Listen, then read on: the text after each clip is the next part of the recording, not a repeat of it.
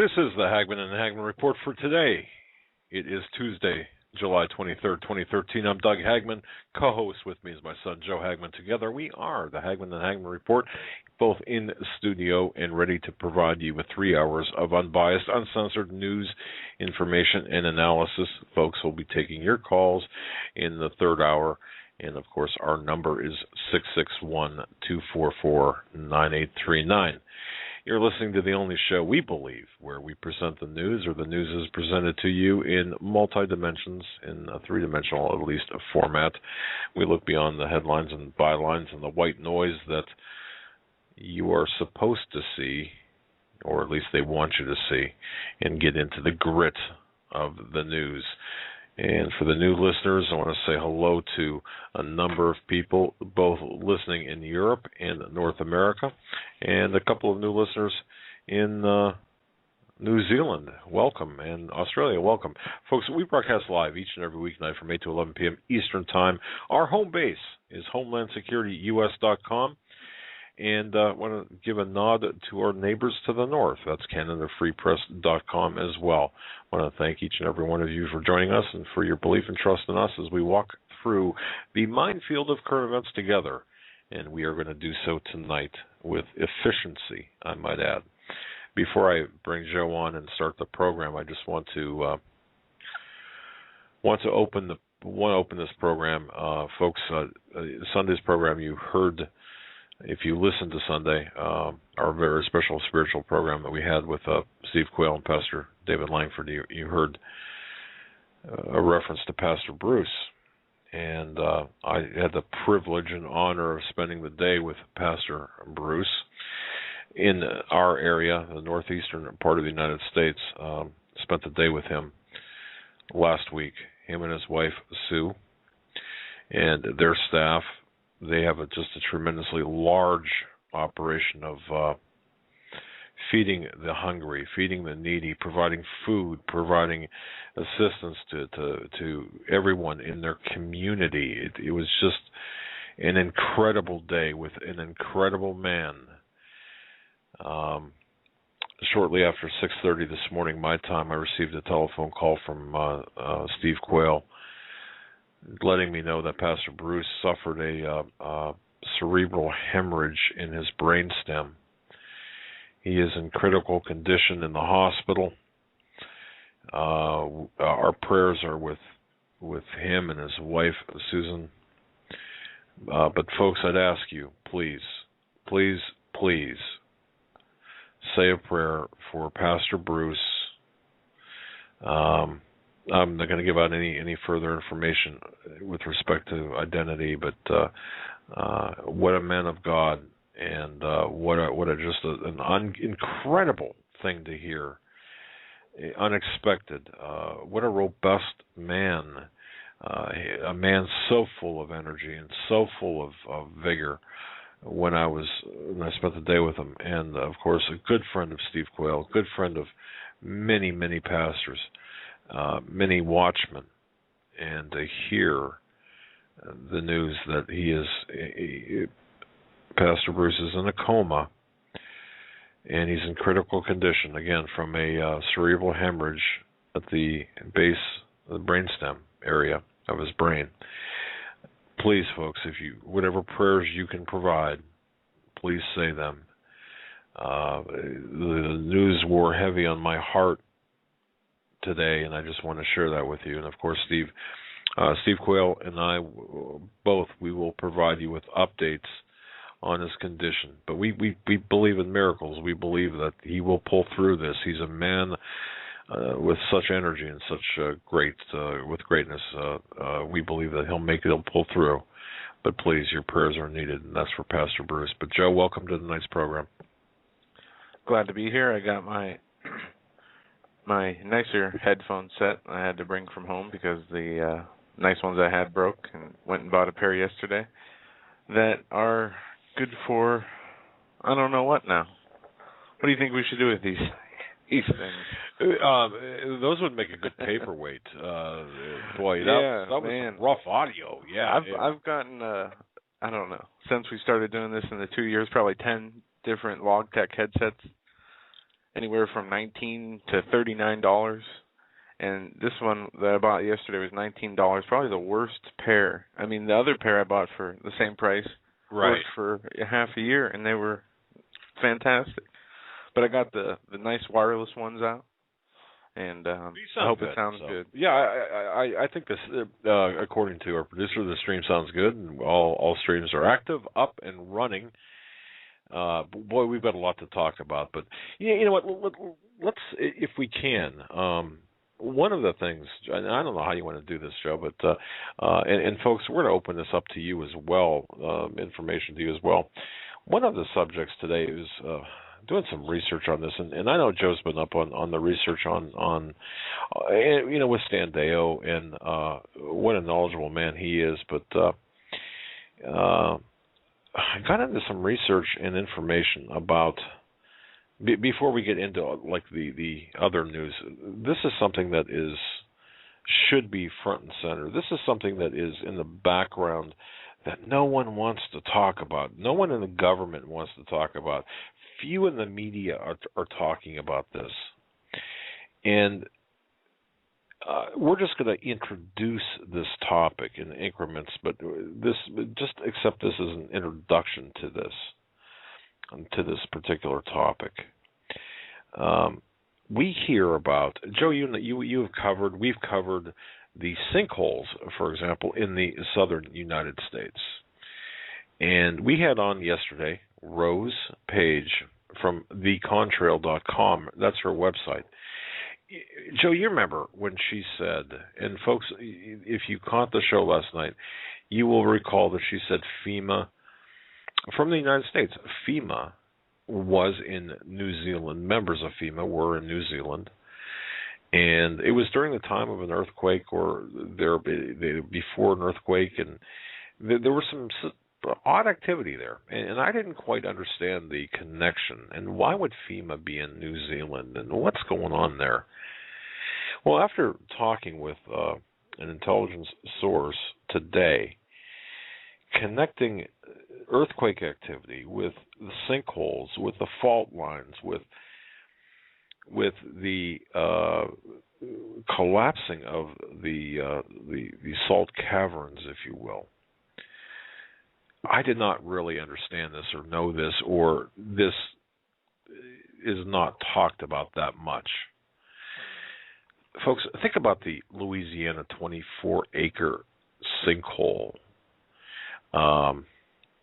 Did you know, and I didn't know this, Joe, that places like Dow Chemical and other chemical companies, other corporations, actually store hazardous chemicals in these underground caverns?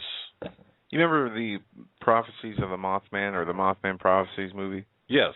Okay, that was located in West Virginia, I think, the town where the. In fact, I was. Okay, if you do research on that, yeah, there is grounds there where they would store old gunpowder, tons of it.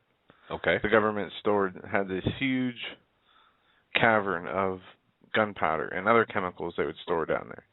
Okay. Now, when these things, the structures started to fall apart and the chemicals started to mix, people use that as a reason for what the people were seeing as this Mothman. Oh, but this is the same kind of scenario what you're talking about. There are underground caverns. There are nuclear waste stored in them. They're used for salt mining. They're used for oil mining. They're used for many things. Bunkers. So many underground government bunkers, and transit from bunkers to bunkers we don't even know about. Correct. So they're eating away underneath the earth in North America here. Then you have the natural events that are happening, the methane coming up. And stop right there, because I did not know about this, and folks, you might appreciate this. Methane hydrates, which this is related to the BP horizon, if you will, calamity that took place. Methane hydrates are white, ice-like solids that consist of methane and water. And they're the molecules, the methane molecules, are encased in these very small microscopic cages composed of water molecules, and methane gas is primarily formed by microorganisms that live deep way down in the sediment layers and slowly convert organic substances to methane. Okay, now the organic materials, and Stan Dale talked about this. The organic materials are the remains of plankton that lived in the ocean long ago. The oceans long ago, and the seas, they sank to the ocean floor and were finally incorporated into the sediments. Now, imagine the pressures under the earth or in the seas and miles below the surface when methane hydrates. And I'm just introducing this, but it would bubble to the surface.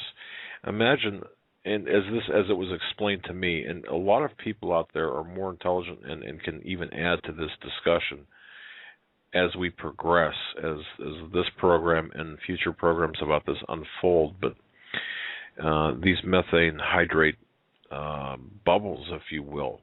Imagine like an air bubble going through like a water balloon, or an air bubble being in a water balloon, for example, how it rises, or how it, but they could start out very, very small because they're under immense pressure, and as they rise to the surface, you can go from, and this is just purely an example, but from like a golf ball size bubble, if you will, of methane hydrate to, because it's under pressure, and as it comes to the surface, it could be the size of a football stadium, and it could be released with extreme intensity.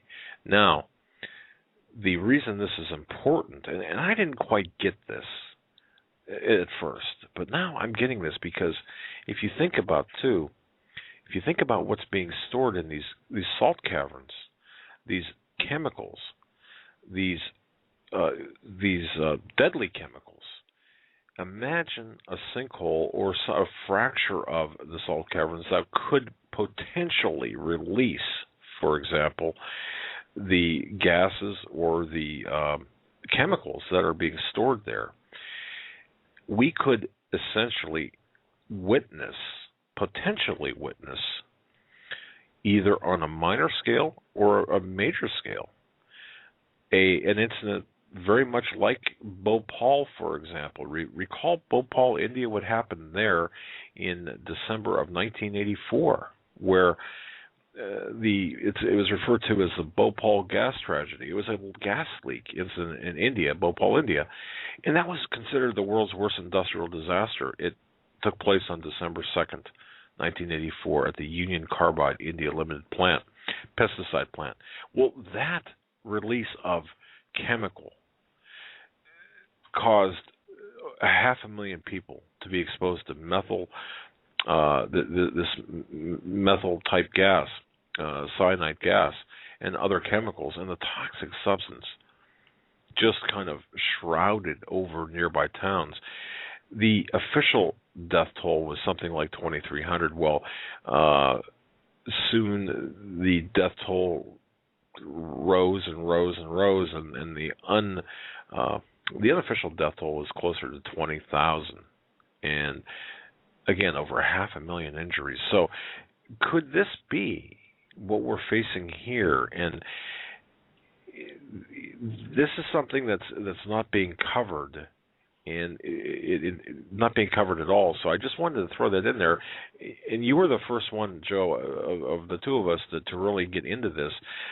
But we are receiving information that the storage cavern in Louisiana for, I think it's Dow number 3, is failing. And there are whistleblowers who are trying to get this information out where, hey, there's problems. There needs to be people around these sinkholes or these caverns that hold this poison. They need to be warned. Now, again, the warning is a cautionary type warning. It's not this run for your lives type thing. But we have to understand that it's there. The potential is there, and but the issue here that I've got is that the authorities, the government, the people responsible for this are not talking about it. They don't want to talk. They don't want any of this information to get out. Yet there's action on the FEMA side. So, Joe, what do you make of this? I mean, to me, well, there's been a lot of, as we know, sinkholes, more so than ever, that we've seen in the last year, popping up all over the United States, especially the eastern region. Right. People in Florida have been swallowed up out of their beds, never to be seen again. You have this, what happened here with the, in Louisiana, has happened before, but not anything to this magnitude, that it keeps growing, where the salt mining and drilling for oil mixed to where water got in and started a sinkhole. And I think in the 70s, you can do some research, you'll find there was an oil rig, and everybody escaped from that rig, and all that got swallowed up. But something like that happened again, or did not happen again, but the same kind of science was behind it, where water was seeped into a cavern that was full of salt that are huge. There are these huge caverns across the U.S. If you just look up salt cavern map of U.S., you can find out where these places are. And this, along with the methane release. Now, from what I understand, the methane release is people in the executive branch of the EPA are worrying about carbon emission and stopping, the coal power plants from releasing carbon. Well, this natural release of methane that we're seeing from the Arctic to the Mid-Atlantic Rift to the places here in the United States and China and some places are much worse. What is it, 10 to 100 times more flammable than carbon dioxide, and more damaging to our atmosphere, eating away at our atmosphere. Now, this has connections to the magnetosphere, to what the sun's doing, and and how the Earth is changing. And the Earth is changing very rapidly, and the damages are going to be catastrophic, never be able to go back. And it's interesting you had mentioned, too, about what you just said there. When I spoke with this gentleman who was pointing me in the direction, attempting to give me, and folks, if you're confused by this, believe me, so am I, okay, because it takes a level of to me, it takes a level of knowledge.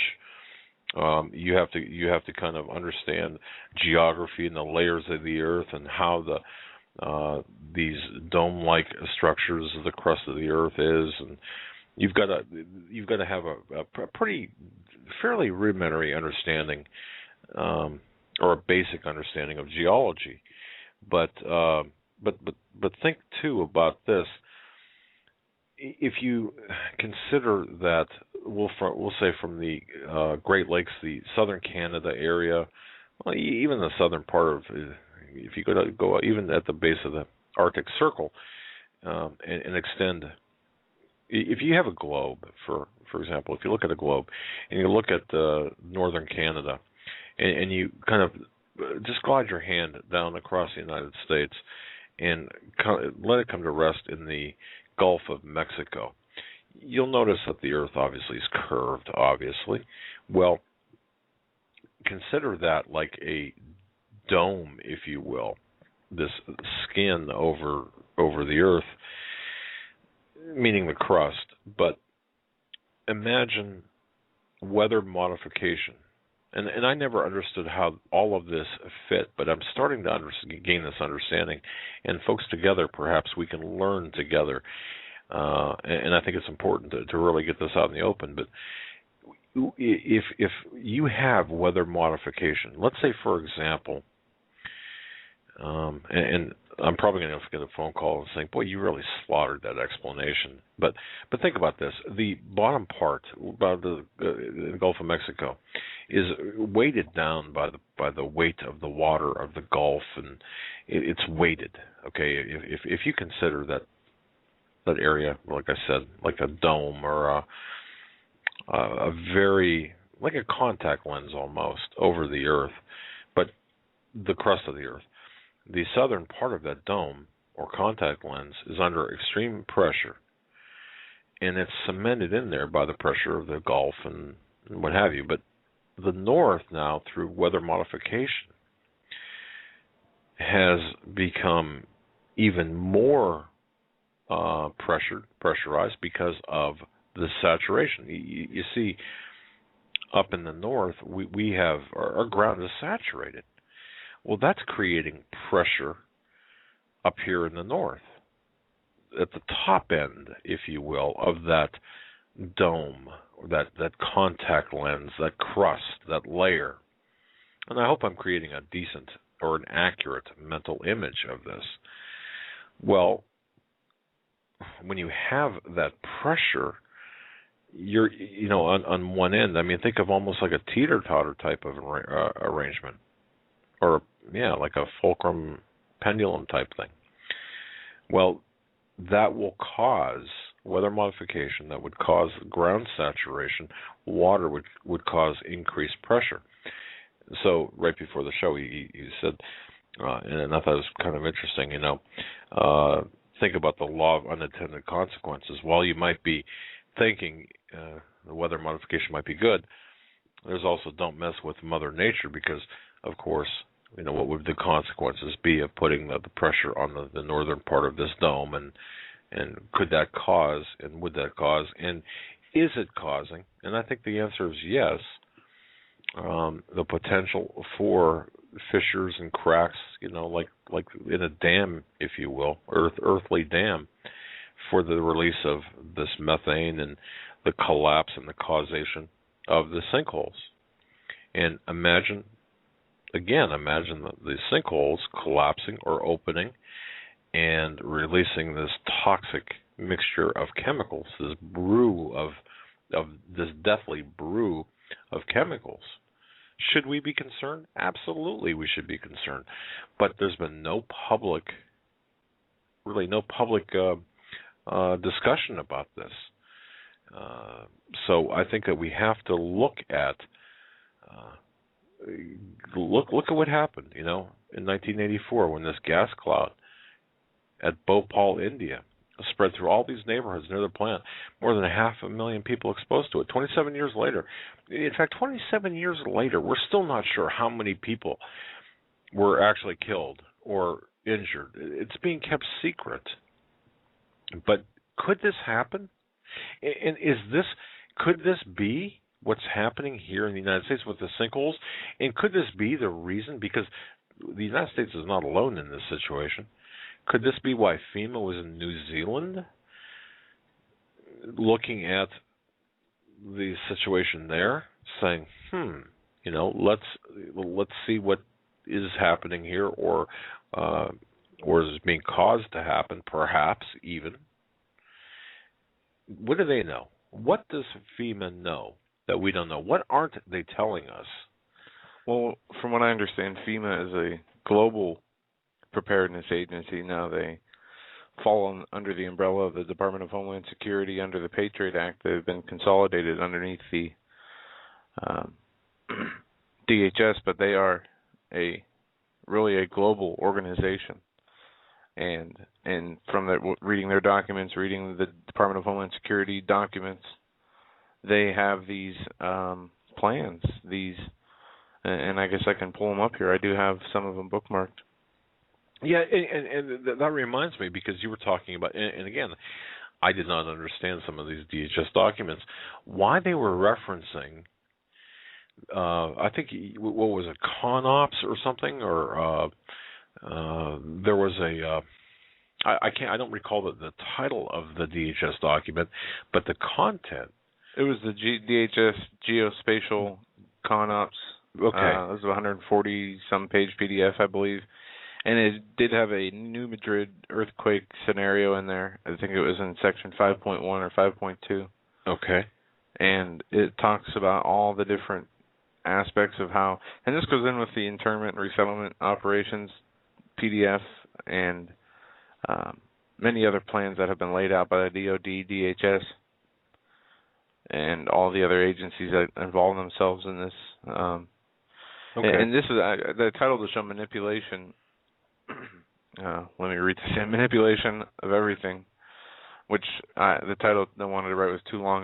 Manipulation of the people and the earth that the people live on. So we have a news story today that is $630,000. The CIA is backing on a study on global weather geoengineering. The CIA backs a $630,000 study into how to control global weather through geoengineering. The study is part funded by the CIA to investigate national security implications of geoengineering. The power and reach and influence of the Central Intelligence Agency is a staple of conspiracy theories. News that the CIA is reportedly part funding a scientific geoengineering study into how to control the weather is unlikely to dampen speculation over their activities. According to the U.S. website Mother Jones, the CIA is helping fund a study by the National Academy of Sciences that will investigate whether humans could use geoengineering, which is defined as deliberate, large-scale intervention in the Earth's climatic system to stop climate change. Now, the fact that they're coming out and saying, well, they're going to start looking into this. Cass Sunstein released a document 3 years ago and said that they were already doing this. We know that they've been doing this for decades. And going back to a Global Research post from 2004, in September, it says environmental modification techniques for military use constitute, in the present context of global warfare, the ultimate weapon of mass destruction. Rarely acknowledged in the debate on global climate change, the world's weather can now be modified as part of a new generation of sophisticated electromagnetic weapons. Both the U.S. and Russia have developed capabilities to manipulate the climate for military use.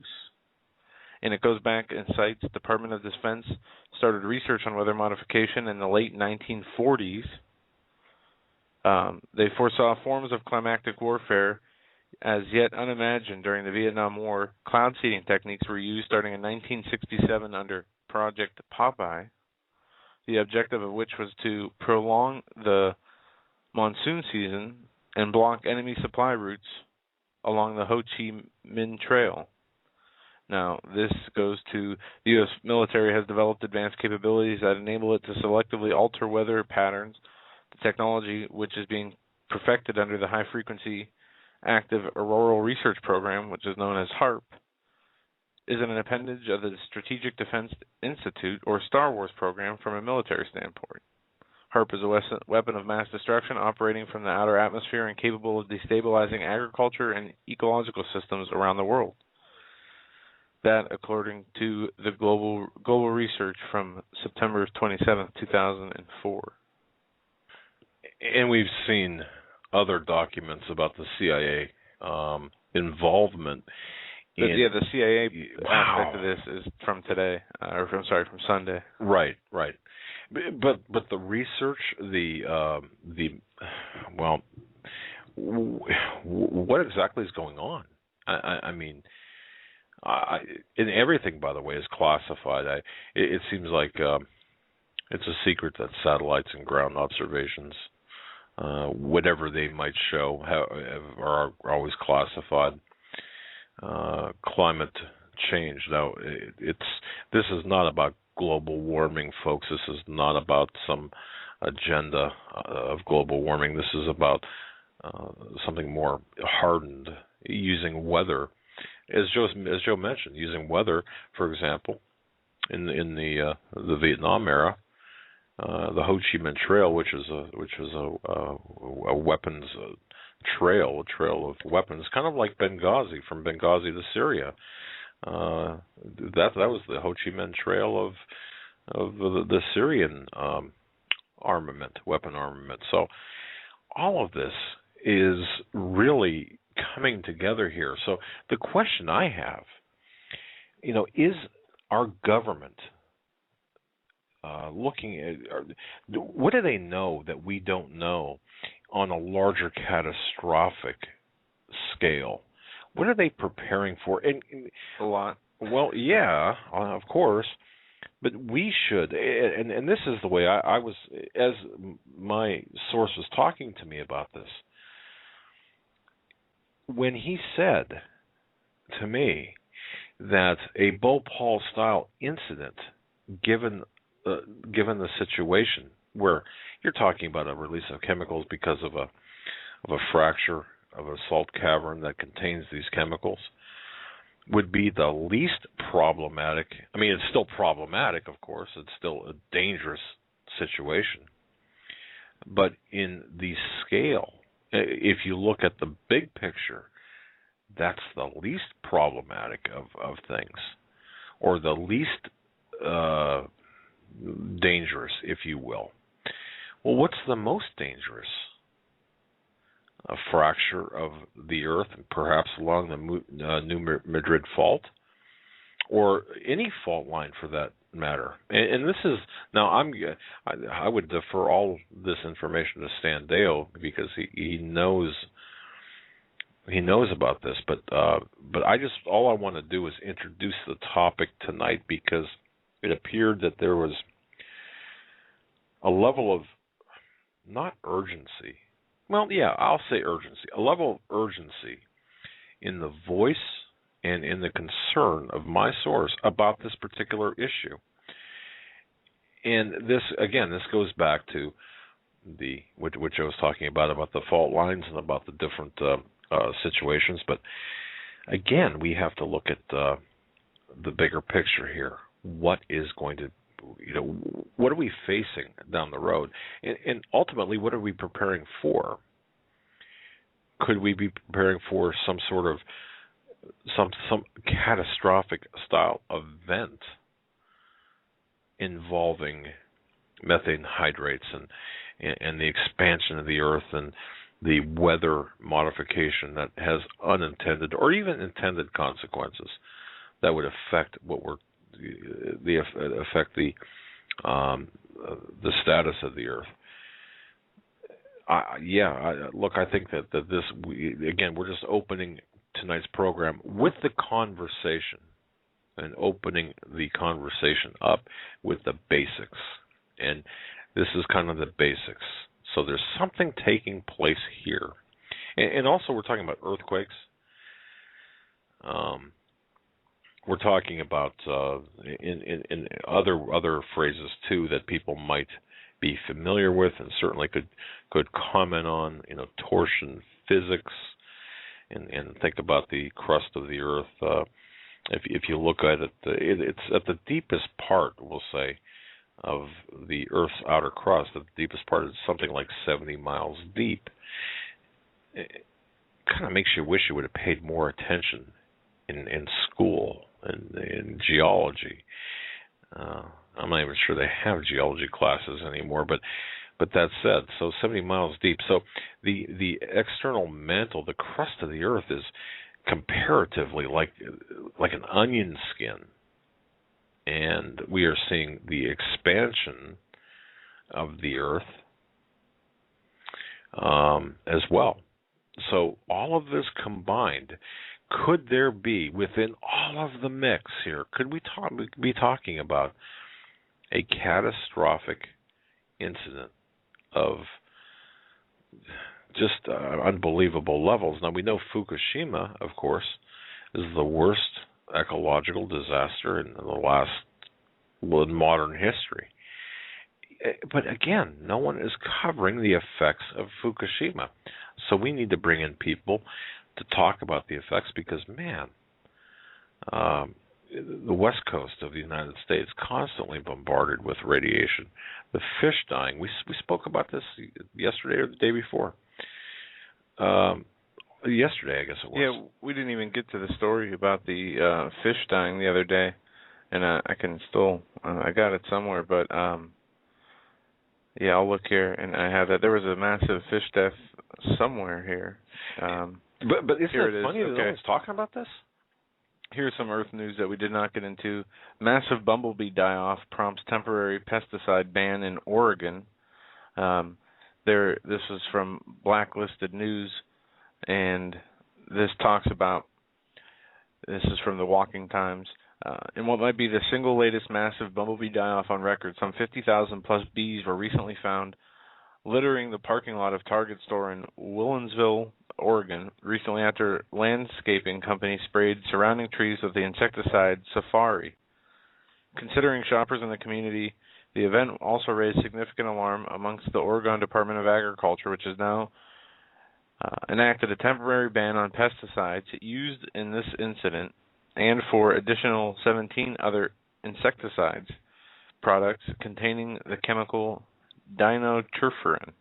Oh, wait a second. This is a popular chemical inside agriculture, professional and household products, and insecticide of the neonicotinoid class, a class of insecticides widely suspected to be the primary cause of the global bee and pollen die-off we are witnessing today. How many bees, though? This case said 50,000. All right, so that was so. This is in one town in Oregon. So, but just so I'm clear on this, and the audience is clear, imagine what, like a one person, one guy pulls up in a truck and has got the tank on his back or whatever, or the hose from the truck and makes it and does a commercial spraying job, and as a result, you've got this pretty significant bee die-off. Is that what we're saying? Oh, yeah. Wow. Okay. And there's a list, complete list of temporary banned products that the Oregon.gov site lists. And also, there's another warning: genetically modified Agent Orange corn coming soon to a plate near you. And we do have more news on Monsanto and geoengineering today. Let me find this report. And we do have our we did have our stories kind of all over the place. Weren't planning on starting down this scientific avenue today, but here's another win for Monsanto. U.S. raises allowable levels of companies' pesticides in crops. Biotech giant Monsanto has been awarded yet another victory by the federal government thanks to a recent Environmental Protection Agency decision to allow larger traces of the herbicide glyphosate in farm-grown foods. Despite the number of studies linking exposure to the chemical with diseases, including types of cancer, the EPA is increasing the amount of glyphosate allowed in oilseed and food crops.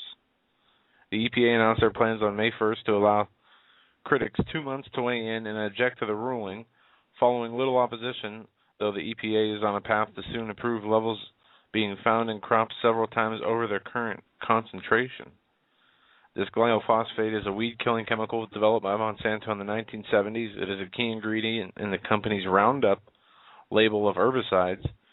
And then in the decades since, Monsanto has created and patented a number of genetically modified organisms and genetically engineered crops resistant to this glyphosate that are sold worldwide under the company's Roundup Ready brand. These GMO products are then planted in the fields where Roundup is used to eliminate weeds from taking over the harvest, with scientists linking the chemical to cancerous diseases. Though critics decry the EPA's decision and caution it could do more harm than good. Now remember, we went over a story a few weeks ago that said 8 out of 10 foods on grocery store shelves are filled with chemicals that are considered poisonous in other countries, in most other countries. Right. 8 out of 10 foods in the U.S. have ingredients in them that are considered toxic poisons in other countries. And is there any way, Joe, to identify these foods through labeling? That's a question that we've been asked, and I've attempted to find answers about this. For example, if you would go in... That's what the whole... Rand Paul did he started, I don't know if it was him, but there was the big issue about this in the Congress, in the Senate, not too long ago. And they have been able to get around labeling, and I'm going to check out right now if they have to do it, if this is nationwide or state by state. But they don't have to label their food. You're muted. Yeah, I'm just curious if I, as a consumer, or if the listeners as consumers, without regard to state, just as the United States, for example, because they've been compelled to, the stores have been compelled to. For example, if you buy meat, this is a product of the United States or Mexico or wherever it originates, you've got the label's got to show that. However, can we, for example, what you're talking about, can we identify or can we be sure, for example, through labeling that we are getting, when something is branded organic, does that mean that's free of this stuff, or does that have another different meaning? Because I think that we're being lied to all the time. In May in 2013, there were thousands of people along in the U.S. that marched against Monsanto, and it says the Senate turned down a measure that would have allowed states to require labeled on foods or beverages made with GMO ingredients. Co-sponsored by Democratic Senator Mark Begig of Alaska, Michael Bennett of Colorado, and a few other senators, they made it clear that states have the authority to require the labeling of foods produced through genetic engineering. An overwhelming majority of Americans favor genetically modified food labeling, but virtually all of these major biotech food corporations in the country oppose it. So the bottom line is we don't know. Right now, as consumers going into a grocery store, any type of labeling is voluntary or non-existent. We don't know at this point. If we're buying... Bernie Sanders said this: in the U.S., food labels already must list more than 3,000 ingredients ranging from high fructose corn syrup to trans fat. But unlike 49 countries around the world, including all the countries of the European Union, the United States does not require labels identifying genetically engineered ingredients. And there you have it. Okay. Thank you. All right.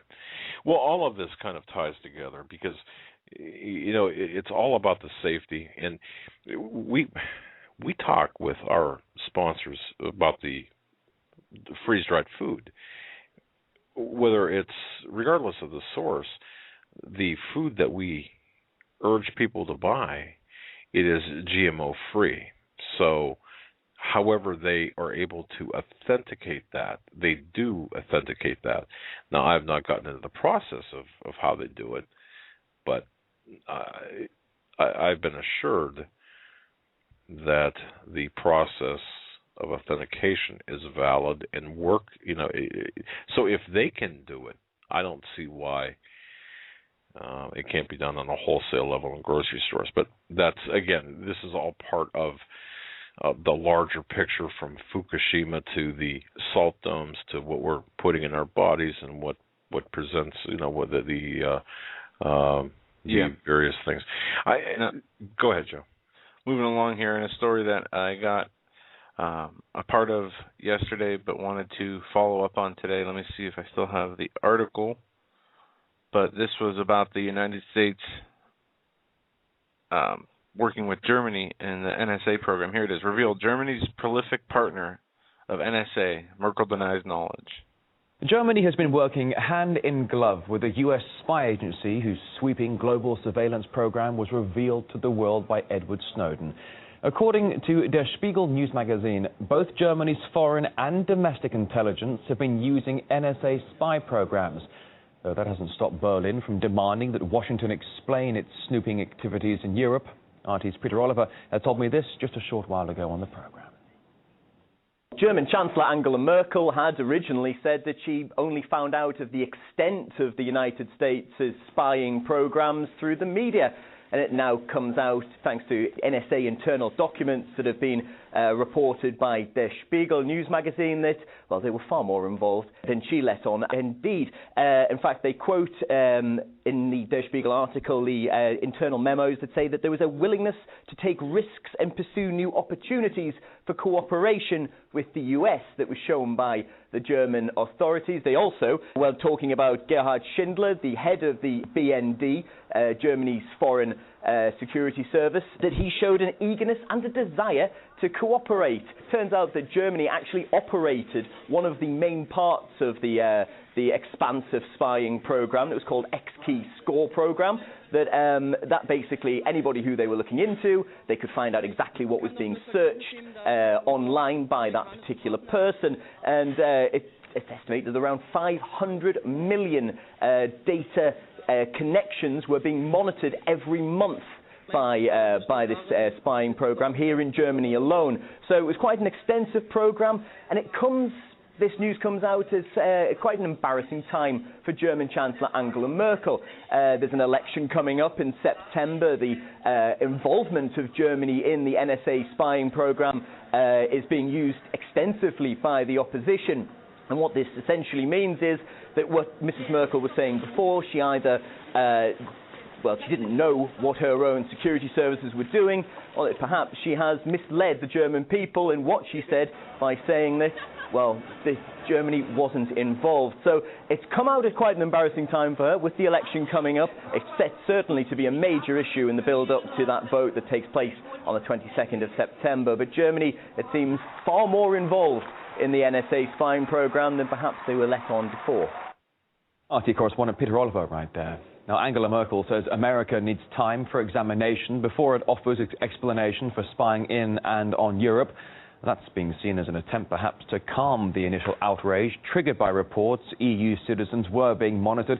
Let's recall some of the quotes here on RT. For example, bugging is not what friends do. That according to Merkel, slamming US actions as Cold War tactics. One German MEP even compared this to the infamous secret police in East Germany. And that of the Justice Minister said the reports are too alarming to be ignored. And former MI5 agent Annie Machon, she says the inconsistency between Germany's official anti-surveillance stance and its own operations will trigger much more anger and an awful lot more questions. We have a situation in Germany where, because of their historic experiences with the Gestapo in World War II and the Stasi in East Germany, they put in place a very strong cast-iron constitution to protect people from invasion of their privacy, from being spied on. And this is what the Germans have for decades taken for granted, that they have certain legal protections. And we've seen this time and again when other European-wide laws have tried to be imposed on Germany, where things like facial recognition data on Google or Facebook have been banned in Germany. And yet the BND and the BFV, the two intelligence agencies in Germany, have been doing this sort of spying. So I think the hypocrisy is quite astounding and will create a great deal of anger and questions, rightly, to how much the German government knew about what was going on. All right. So there you have the German government involved in the NSA in America at its highest levels. Well, if I can plug something here, I have an article on HomelandSecurityUS.com that I wrote yesterday, One Nation Under Surveillance with Tyranny and Injustice for All. I was on Coast to Coast AM with George Norrie this morning at 1:05 this morning, talking about this. We seem to have suddenly awakened, haven't we, to this egregious violation of our rights, this invasion, for example, of our privacy and assaults and on our civil liberties. Well, it's not. And I said this yesterday. I believe I went into this yesterday, but this is not suddenly. Whether it's Germany, whether it's whatever part of Europe we're talking about, whether it's America, the NSA, the surveillance apparatus of the United States is everywhere, and it's global. You see, this is a global initiative, and I contend, based on information I've received from my sources, that this whole process of spying is for the centralization, taking all of the information and centralizing the information for the purposes of quelling political dissidents, or if you disagree, or if you have a problem with the agenda at hand. How easy is it if all of the information about you, about your likes, dislikes, even your medical information, or even your most personal information. How easy is it, or would it be, or much easier would it be, if this information is just centralized for you to be compromised, or for you to be compelled, perhaps, into submission by this surveillance apparatus? And it was explained to me yesterday, or prior to my appearance on Coast to Coast, about look, Snowden was a very low-level employee, subcontractor, or contractor. So if he was able to have access to this, think about the information that is collected at levels much higher than Snowden. What about the contractors here? Eisenhower warned us of this military-industrial complex. You've heard this played on our program, but it's more than that. It's a political military-industrial complex that we are fighting. And if you want to read the article that I wrote, it's HomelandSecurityUS.com. Once again, it's titled "One Nation Under Surveillance with Tyranny and Justice for All." But I brought up yesterday about Zbigniew Brzezinski, acting as 7 years before he was President Carter's national security advisor, talking about, in his book Between Two Ages, America's Role in the Technotronic Era. On page 97, Brzezinski told the country that soon it would be possible to assert almost continuous surveillance over every citizen and maintain up-to-date complete files containing even the most personal information about citizens. These files will be subject to instant retrieval by authorities. Think of it. Like a surveillance dream. The dream of I just can't imagine. I just can't imagine what could be done and what will be done once complete. And it's the contractors too. We have to worry about the contractors for the government. Who benefits? It's the contractor. I mean, obviously, aside from the benefactors or the recipients of the information, who benefits from the process? It's the contractors that benefit from this from this as well. Just a couple more thoughts in closing here. Think about this: the United States Constitution is a decentralizing document. In other words, it's a document that outlines this decentralization of power, and it's done deliberately. What are we seeing taking place right now? Well, we're seeing a re-centralization where the United States Constitution is no longer the law of the land. And so we're seeing, and take this one step further. You've got executive orders being made.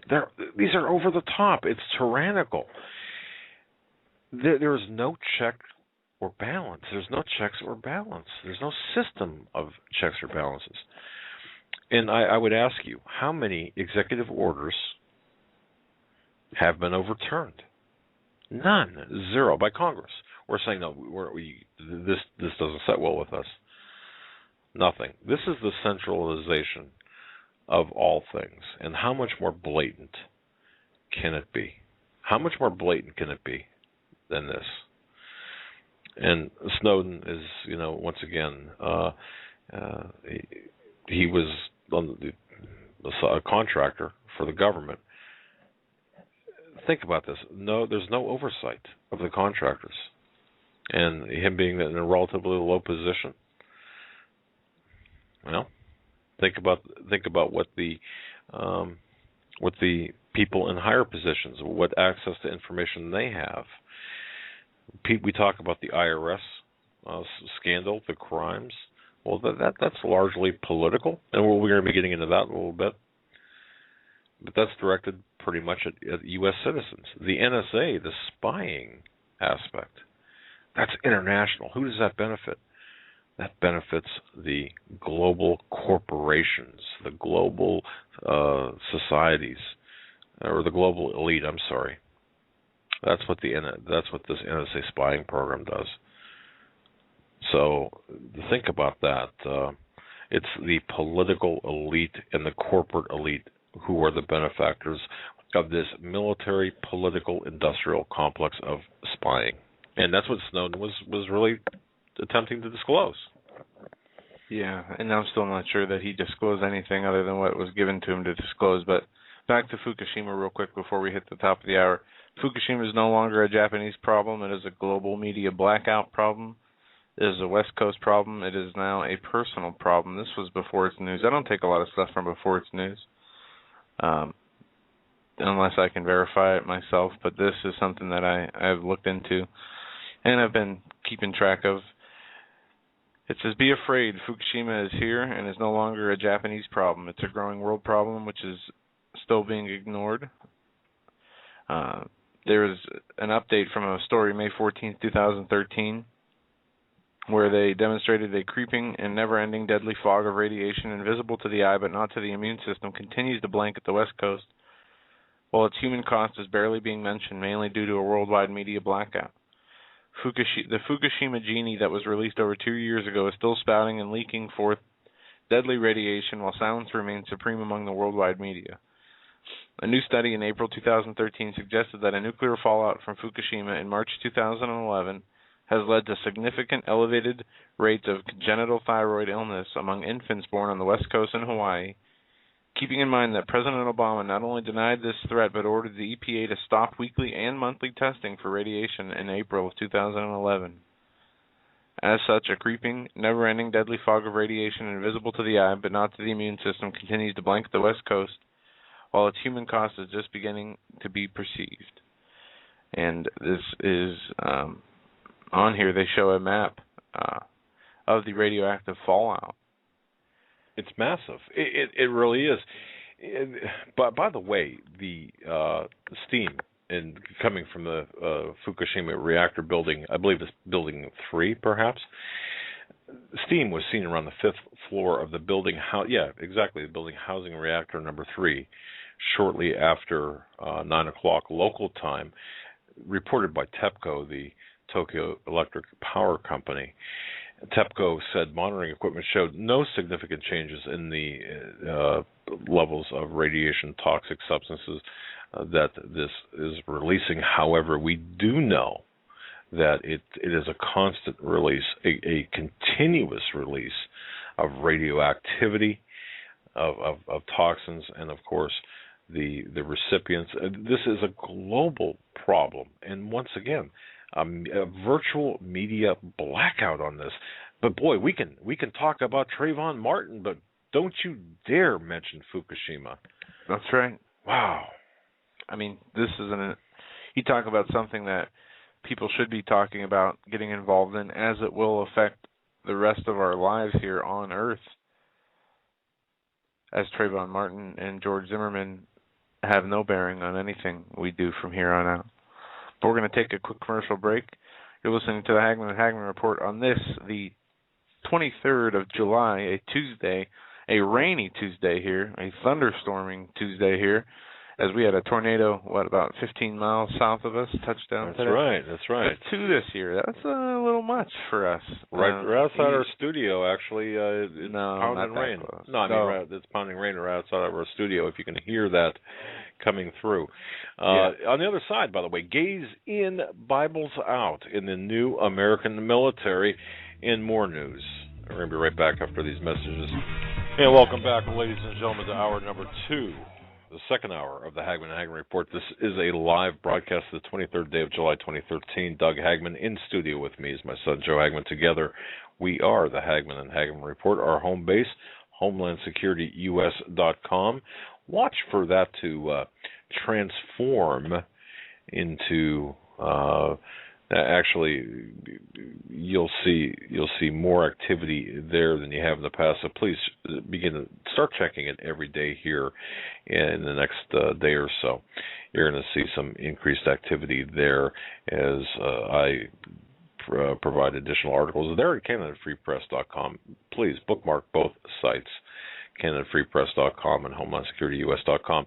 For new listeners, of course, we broadcast live each and every night, weeknight from 8 to 11 p.m. Eastern Time. I want to thank the people joining us for this second hour. Before the break, talked about gays in, Bibles out in this new American military. Very quickly here, folks, if you don't think that this is a war against Christianity, that Obama is waging a private war against Christians, well, you should think again. Our Pentagon is entrusted with the duty to protect and to serve a secular zone. Well, this is growing in the ranks of the military. Over a year ago, it was Leon Panetta, then Defense Secretary, announced that the military would honor Gay Pride Month, the contributions of homosexual service members. The announcement came, folks, just a few months after the Department of Defense had began its very subtle campaign, as they always do. All of these campaigns are very subtle, against the Holy Bible. The Air Force Services Agency, through its spokesman, Michael Dickerson, stated the Air Force had no requirement to have Bibles in the lodging checklist. In other words, as a military member checks into housing, just like you check into a hotel or a dormitory, whatever, there is no availability of a Bible to be by his or her bedside. Now think about World War II and think about previous. The Bible was actually passed out and was a centerstone, a keystone for our military. In defense of this, Air Force Chaplain Colonel Ron Cruz, retired, he stated, well, there's no requirement to have them. Why should there be a requirement to remove them? By the way, these Bibles are free to the military, paid for by donating Christian churches and foundations. Well, the Defense Department announced it would be removing military edition Bibles from its base exchange stores as well. So again, what we're seeing, folks, is we're welcoming in the homosexual element into our military, and we're seeing them remove Bibles. Don't forget, a couple of years ago, and if you think that this is, well, this did expand extremely exponentially under Obama, but don't forget, under Bush, there was the odd rules of engagement, as well as this touchy-feely kind of attitude toward the Islamic element, whether it was in Iraq, Afghanistan. Hey, you can't bring Bibles here, because that would offend the very people that we're supposedly fighting. Of course, you know, folks, what these wars are all about. You know that this is we are in a perpetual state of war, and we will be now through the end. So you know what this is all about. So we have an iftar dinner with the Muslims. We welcome and embrace the homosexual element into the military, but yet don't bring a Bible in. So Joe, I mean, can this get any more twisted? Yes, it can. It will too, I guess. Yes, it will, and it's sad, yet an inevitable future, the way we're headed, and it shows the decay of our society. And I have a story here I'd like to read here on Ted Cruz says America needs a spiritual revival. This was an interview that you'll only see on the Brody File. Senator Ted Cruz said spiritual revival is needed in America, saying, I think that we're at the edge of a precipice. If we keep going down this path, we're risking losing our nation. We're risking losing the incredible oasis of liberty. The Brody File team spoke to Cruz on Friday in Iowa after he had spoken at the Pastors and Pews events in Des Moines. A partial transcript is below along with video. Now, I'll provide a link in the chat room to the video, but if you guys just search Ted Cruz says America needs a spiritual revival, you should be able to find that video. And in the snippet of what he said here, he said, just what I read. I think we're on the edge of a precipice. If we keep going down this path, we risk losing our nation. We risk losing our incredible oasis of liberty. Also, he says we are one nation under God, and if we don't get back on the right path, we will lose that liberty. And apparently I'm only getting a little bit of the speech here, but at least one politician, one leader in the political realm is calling for what is actually needed, a spiritual revival and a change in people's hearts is what's needed, and then the only thing that will bring actual change. Indeed. In kind of an ironic note as well, folks, the NSA is claiming now that it cannot search its own emails. The NSA is a supercomputing powerhouse with machines so powerful their speed is measured in thousands of trillions of operations per second. The agency turns its machine brains to the task of, well, going through your emails, going through your telephone conversations and any type of electronic messaging that you do, whether it be Facebook, Twitter, Facebook, posting on Facebook, posting on other social networking sites. Well, but as part of the Freedom of Information request filed recently, to do a simple search of its own employees' email, no. The agency, the NSA, says, well, they don't have the technology to do so. There's no central method to search an email at this time. With the way our records are set up, according to the Freedom of Information Act officer Cindy Blacker. Now, isn't this ironic? Can you just feel the irony here with respect to the NSA? Oh, we can't do this, man. As far as I'm concerned, we are being lied to at every turn, and of course we are. But the NSA at this point, we have to look at the NSA as the vessel, as the tool for collection of the data, and who are the recipients, and what's taking place. But I just thought I'd mention that as a matter of a little irony there. I just, it's hard to believe that, we don't have the technology to search our own emails. Well, of course not, especially if you're answering to the Freedom of Information Act. And doesn't that tell you pretty much all you need to know about the FOIA process? Yeah, I think it does. Yeah, now the Department of Justice and the FBI admits they have abused hair analysis to convict hundreds of thousands of innocent people. I don't know if you saw this. I've mentioned, this is from Tech Dirt, I've mentioned in the past how my eyes were open as to how the Justice Department prosecutes various criminal cases after seeing a powerful documentary called Better This World, which detailed in part the prosecution against two teens for supposedly planning to plant some bombs at a political convention. While the two teens were hardly innocent, the ridiculous tactics pulled by the U.S. Attorney's Office and the FBI, pressuring them into a plea bargain, made it clear that the Department of Justice, it's never about justice, it's about winning. And that can be a bit dangerous when you're dealing with guys with guns, and you get to make up many of the rules as you go along. So while this following bit of news is horrifying, it is not surprising. Late last week, it was revealed that the DOJ FBI had more or less admitted that they may have abused microscopic hair analysis in over 2,000 cases, leading to many convictions and a few people that have already been put to death. Apparently, over 120 convictions, including 27 death penalty convictions, are now seen as suspect due to the questionable analysis, with more likely on the way. The main issue is that the DOJ more or less lied about what a hair analyst meant and how accurate it is. This article goes on to say it's not that accurate. Also, when the DOJ realized this rather serious issue likely led to many false convictions, it started to tell prosecutors only, but not defense attorneys. The FBI began reviewing a few hundred cases, but notifying only prosecutors of flaws with the Department of Justice, claiming that they were not required to inform the defendants or their lawyers.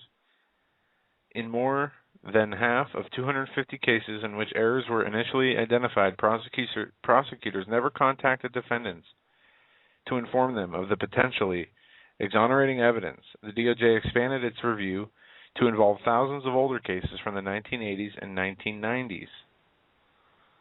Goes on to say there's been plenty of talk lately about DNA evidence exonerating falsely convicted persons, and according to the Innocent Project, a large number of those false convictions were due to bogus hair analysis by the DOJ. 310 individuals were exonerated through DNA evidence according to an Innocence Project database. 72 were convicted in part because of their microscopic hair evidence. Some died before they could be exonerated.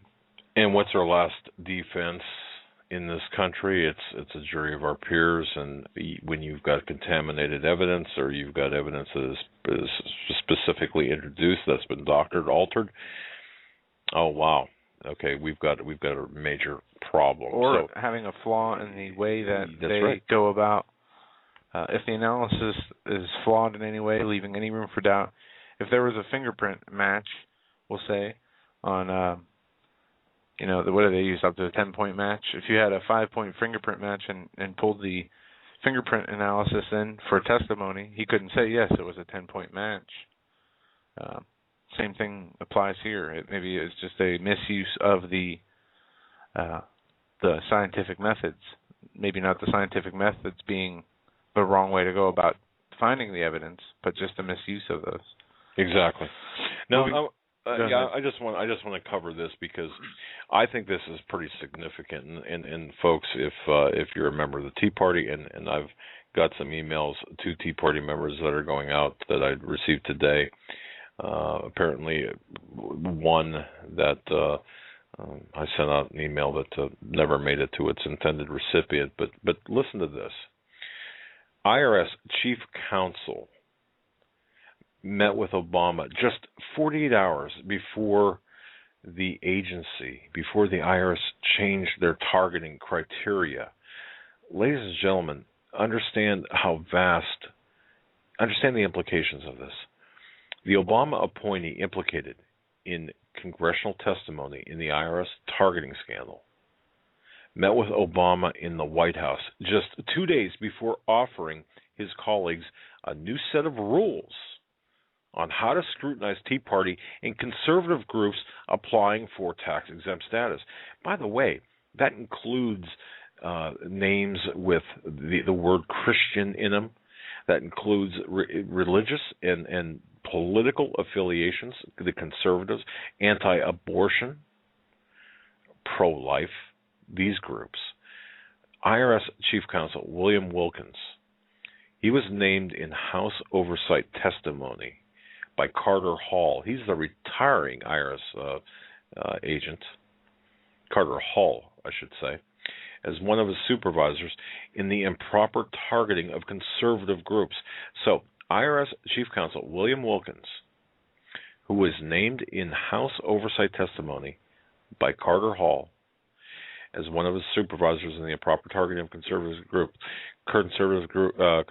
groups, met with Obama in the Roosevelt Room of the White House on April 23rd of 2012, last year. Wilkins' boss, he was IRS Commissioner Douglas Schulman. Well, he visited the Eisenhower Executive Office building the following day. Now, this is right off of White House visitor logs. The day after that, Wilkins' office sent the exempt organization's determination unit, and I'm going to quote this, additional comments on the draft guidance, end quote, for approving or denying Tea Party or other tax-exempt applications. This is in the IRS Inspector General's report. So between 2010 and 2012, the IRS sent letters demanding groups training materials, personal information on groups, donors, and college interns, and even the content of a religious group's prayers. Think about this, folks. This is perhaps one of the most egregious criminal pieces of criminal activities. It's not even a scandal. It's a crime. And this is why we had talked about the RICO action. The RICO action is extremely critical, a civil RICO suit. All we've got to do, the people who have been denied their tax-exempt status, there you go. RICO just needs two people. All you have to do is, if you've been denied, is to find a law firm experienced in matters of RICO or in filing civil RICO suits and go after them civilly. You can go after the agents themselves who are acting under the color of authority, under government authority. But they, through civil RICO action, they themselves, the agents themselves, stand to lose their personal property. If they have $1 million house or a $500,000 house or a car or whatever, you can go after them personally in their bank accounts, in their pensions. This is really a gift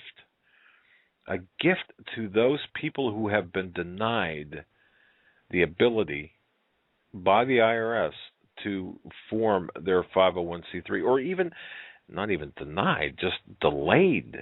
You've got a cause for action under the RICO statute. This is organized criminal activity, but you can take it through the civil realm. This is a gift to us. But understand this. This came directly from the Obama White House. So you don't think that this is a political tool? Or this is it's not even political. It's tyranny. It's Stalin-like behavior. Wow. You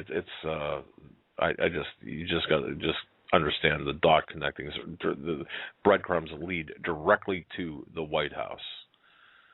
The IRS targeting conservative and religious groups, the people that don't agree with this tyrannical regime. Another story I wanted to hit here. McCain wants stand your ground laws reviewed, just like Obama and Holder. Within days of Attorney General Eric Holder and President Obama strongly suggesting that stand your ground laws, now enacted in more than 25 states, be reconsidered, Arizona Republican Senator John McCain reiterated those same suggestions almost verbatim. First Sunday, McCain told Candy Crowley on CNN State of the Union. Oh, remember her? Yeah, I do. That no one I know of has said the Zimmerman verdict is flawed or corrupt, or there is something wrong with the system of justice. I can also see that the stand your ground law may be something that needs to be reviewed by the Florida legislature, or any other legislature. When pressed, McCain said his own state of Arizona, which had enacted a stand your ground statute, also ought to look at it again because it's a very controversial piece of legislation. On Monday, McCain found himself on Newsmax TV echoing the same sentiment. There's a great deal of controversy associated with this legislation, and we ought to review the results of it. I'm not making a judgment on it. I'm just saying it obviously has created a great deal of controversy in this country, and it deserves to be reviewed. Now, Mr. McCain, I would not agree that this has caused a great deal of controversy in this nation. I would agree that your policies on Syria have caused a great deal of controversy in America.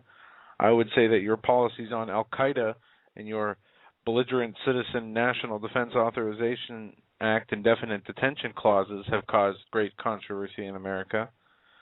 But the stand your ground law, not so much. So you might want to think about revisiting those issues first before you worry about this one. Well, again, you mentioned Syria. I've got to tell ladies and gentlemen, do you realize that the United States and Russia are simultaneously backing opposing sides in Syria as we speak right now? It's almost ironic, if you will. They're moving forward with controversial, well, more than controversial, they're illegal arms transfers to opposing sides in the Syrian civil war. Have you heard about this? Of course you've heard about this. We've talked about it. So Obama and Putin are on opposite sides, and they've announced they're going forward. Putin's going forward. Obama's going forward. So we are seeing right now the fuse for the World War III. Look at the proxy nature of Syria. Look at what's taking place. Russia. We are going to be face-to-face, toe-to-toe with Russia eventually. And I've got to tell you right now, we are in trouble. And you're right, McCain is a huge factor in this, saying, well, we just have to find better bad guys. Really? We do. Well, yep, better bad guys. That's all we need. No, it's sad. It is sad to see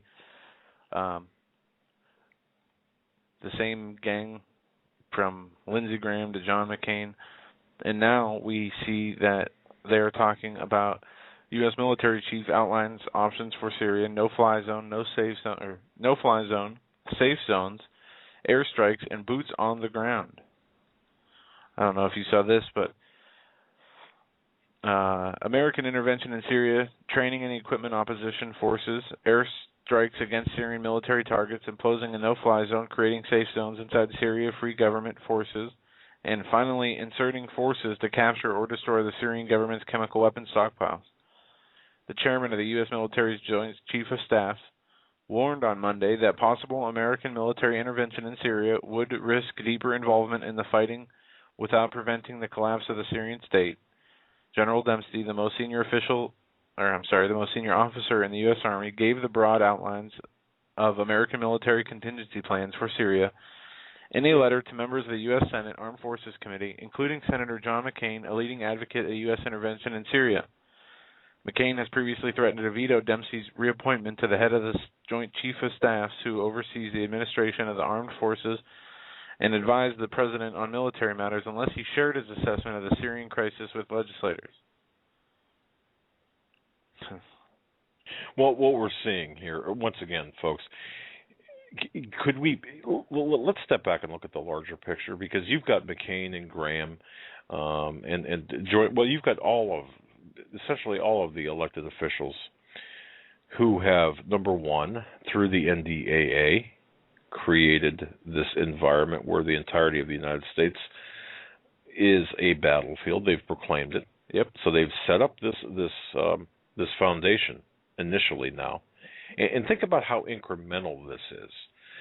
So through the NDAA, which is used, by the way, it's an annual law, or it's an annual thing that's passed. It's tied to the payment to the American Armed Forces for the soldiers' pay, but they slip in their provision of sections 1021 and 1022, making it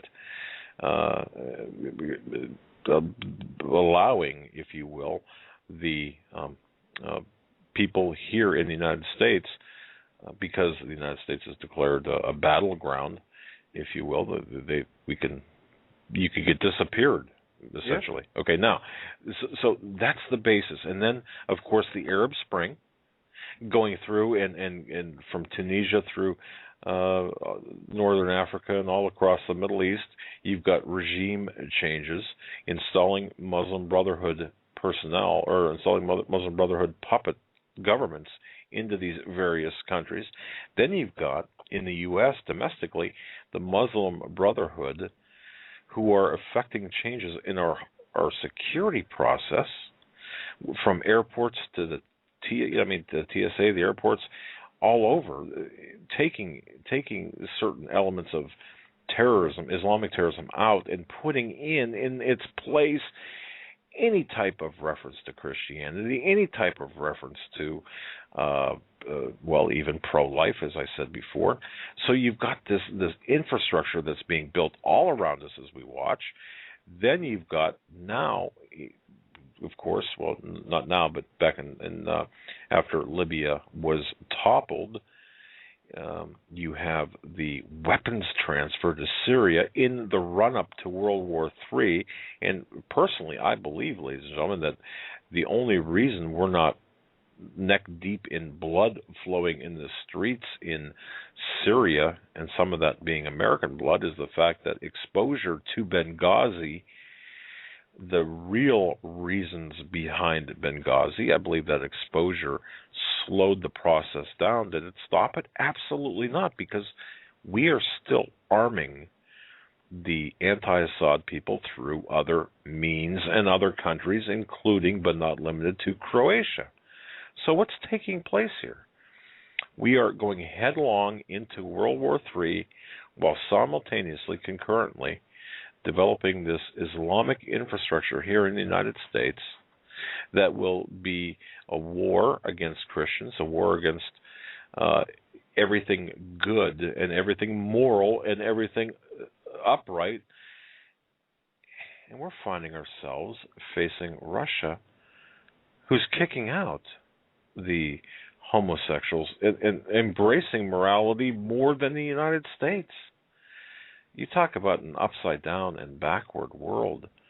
And then I read about people who complain about Russia, RT as a source of information. Really? Wow. So this is where we're at with this. By the way, we want to hear how you feel, how you're feeling about things. What's on your mind? We don't. Yeah, we do. All right. Well, all right. Yeah, 661-244-98. Let's say it together. 661-244-9839. We're kind of laid back a little bit, but we do want to hear what you've got to say about what's on your mind. Yeah, I was just installing on my phone. Oh goodness, the thermal camera here. They show you the temperatures. I was chatting with someone. We were talking about the what's that called? Infrared technology. Infrared technology. And so I looked on my phone, and there was an app there for an infrared camera. I thought that was neat. So that light you saw shining on you, that was me looking at you through an infrared camera. Could you see the? And by the way, I don't know. These are smartphones. Some of these apps. applications too are rather interesting. You had shown me the application for the magnetosphere, I guess it was. Yeah, you can test. Well, there's a app that is called Smart. Oh goodness, it's called Smart Apps, I think, or Smart Tools. Smart Tool, and it has a compass. I mean, you talk about, it gives you latitude, longitude. You can measure things. It has a oh goodness, what's the water? A level. Flashlights. It measures sound, vibration, the magnet. And there's also an EMF application too. Separate. That's it. That shows you the magnetic field as well. Right. But don't know how accurate those are, as they are part of the smartphone applications. They could just be there to make people. I was a joke when I was a school kid when people would put on one side, continue reading. If you're stupid, turn over, and then same thing. Yeah, I got just to make people, mess around with their smartphones to the point of losing their mind. But there was something yesterday, Joe. I wanted to get into this yesterday, and I didn't do this, or if I did, it was just in a glancing way. How many people remember March 24th, 2009? What happened then? Well, March 24th, 2009, it could very well go down as a turning point in the history of campaign finance reform debate. 2009. Right. Think about this. There was on that date, there was an oral argument, and folks, I don't know how many people can grasp the significance of this or why you should care, maybe, but here it is, March 24th of 2009. The Supreme Court heard the case of Citizens United versus the FEC, the Federal Elections Commission. The reason I'm bringing this up, and the reason this is important to me, this case addressed the question of whether federal campaign finance laws limit the rights of activists, or whether the campaign finance law limits the right of the activist group Citizens United to distribute a that political documentary that was going around that was called Hillary the Movie. I don't know how many people might recall that. The details involved an arcane provision of the law, and most observers expected a very limited, very narrow decision that would make very little news and not much difference politically in how campaigns are run. But during this argument, and this is the key here and why this is important today, during that argument on that day, Justice Samuel Alito interrupted Malcolm Stewart, who was the U.S. Deputy Solicitor General at the time. Now, he was arguing for the government, but during the course of the oral argument, Samuel Alito, Supreme Court Justice Alito, interrupted Stewart and asked, what's your answer to the point that there isn't any constitutional difference between the distribution of this movie on a video, on demand, and providing it access on the internet, providing DVDs and so on, or providing the same thing in a book?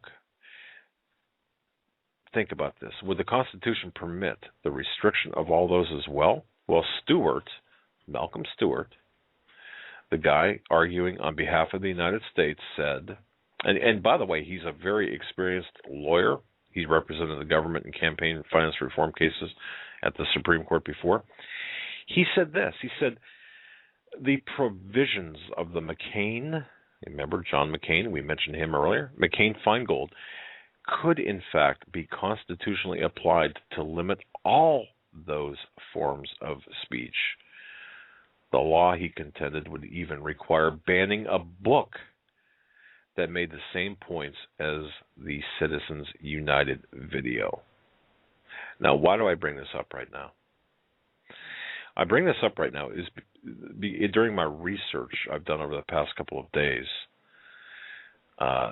there is an assault being made on our Bill of Rights, on the amendments, on the First Amendment, on the Second Amendment, even the Third Amendment. The Third Amendment, do you even know what that is? I had to kind of look it up, but that's quartering military people in homes in the United States. But having said that, can you believe that the government was saying we could ban a book based on this essentially this anti-political information?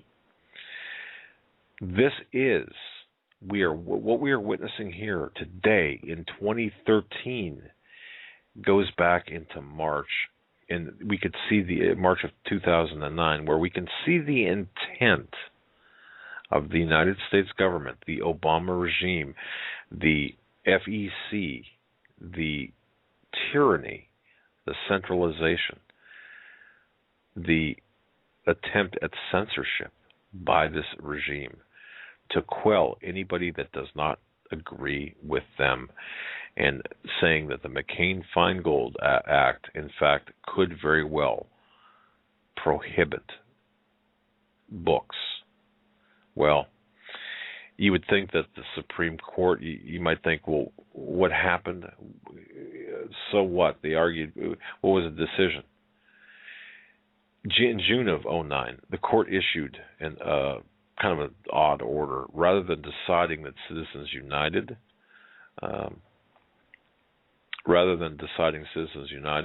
the justices asked the parties to re-argue the case, specifically whether or to consider whether or not the court should overrule two previous decisions on which Stewart had relied.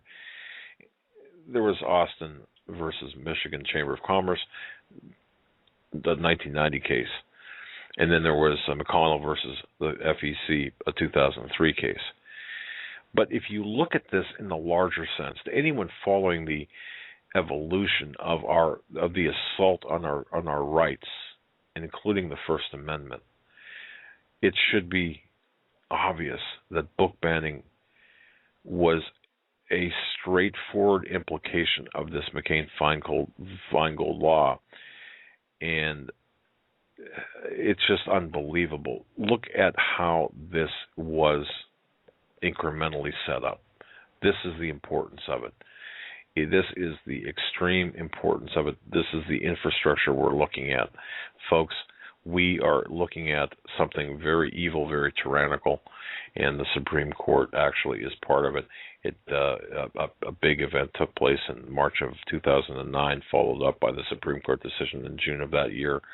And we can see where today it has evolved into the process where they could, through additional litigation, we could end up having books being banned. That's just crazy. That is just crazy. Yeah, and I always tell my wife Laura, she'll go to thrift stores and these different garage sale type places and little, I don't know, we have seasonal stores around here in the summertime. You get a lot of people that will turn their garage into a kind of a store-like deal, and people collect different things, and I don't know what you call them, but books are always on my list of things to look for when I see them laying out there.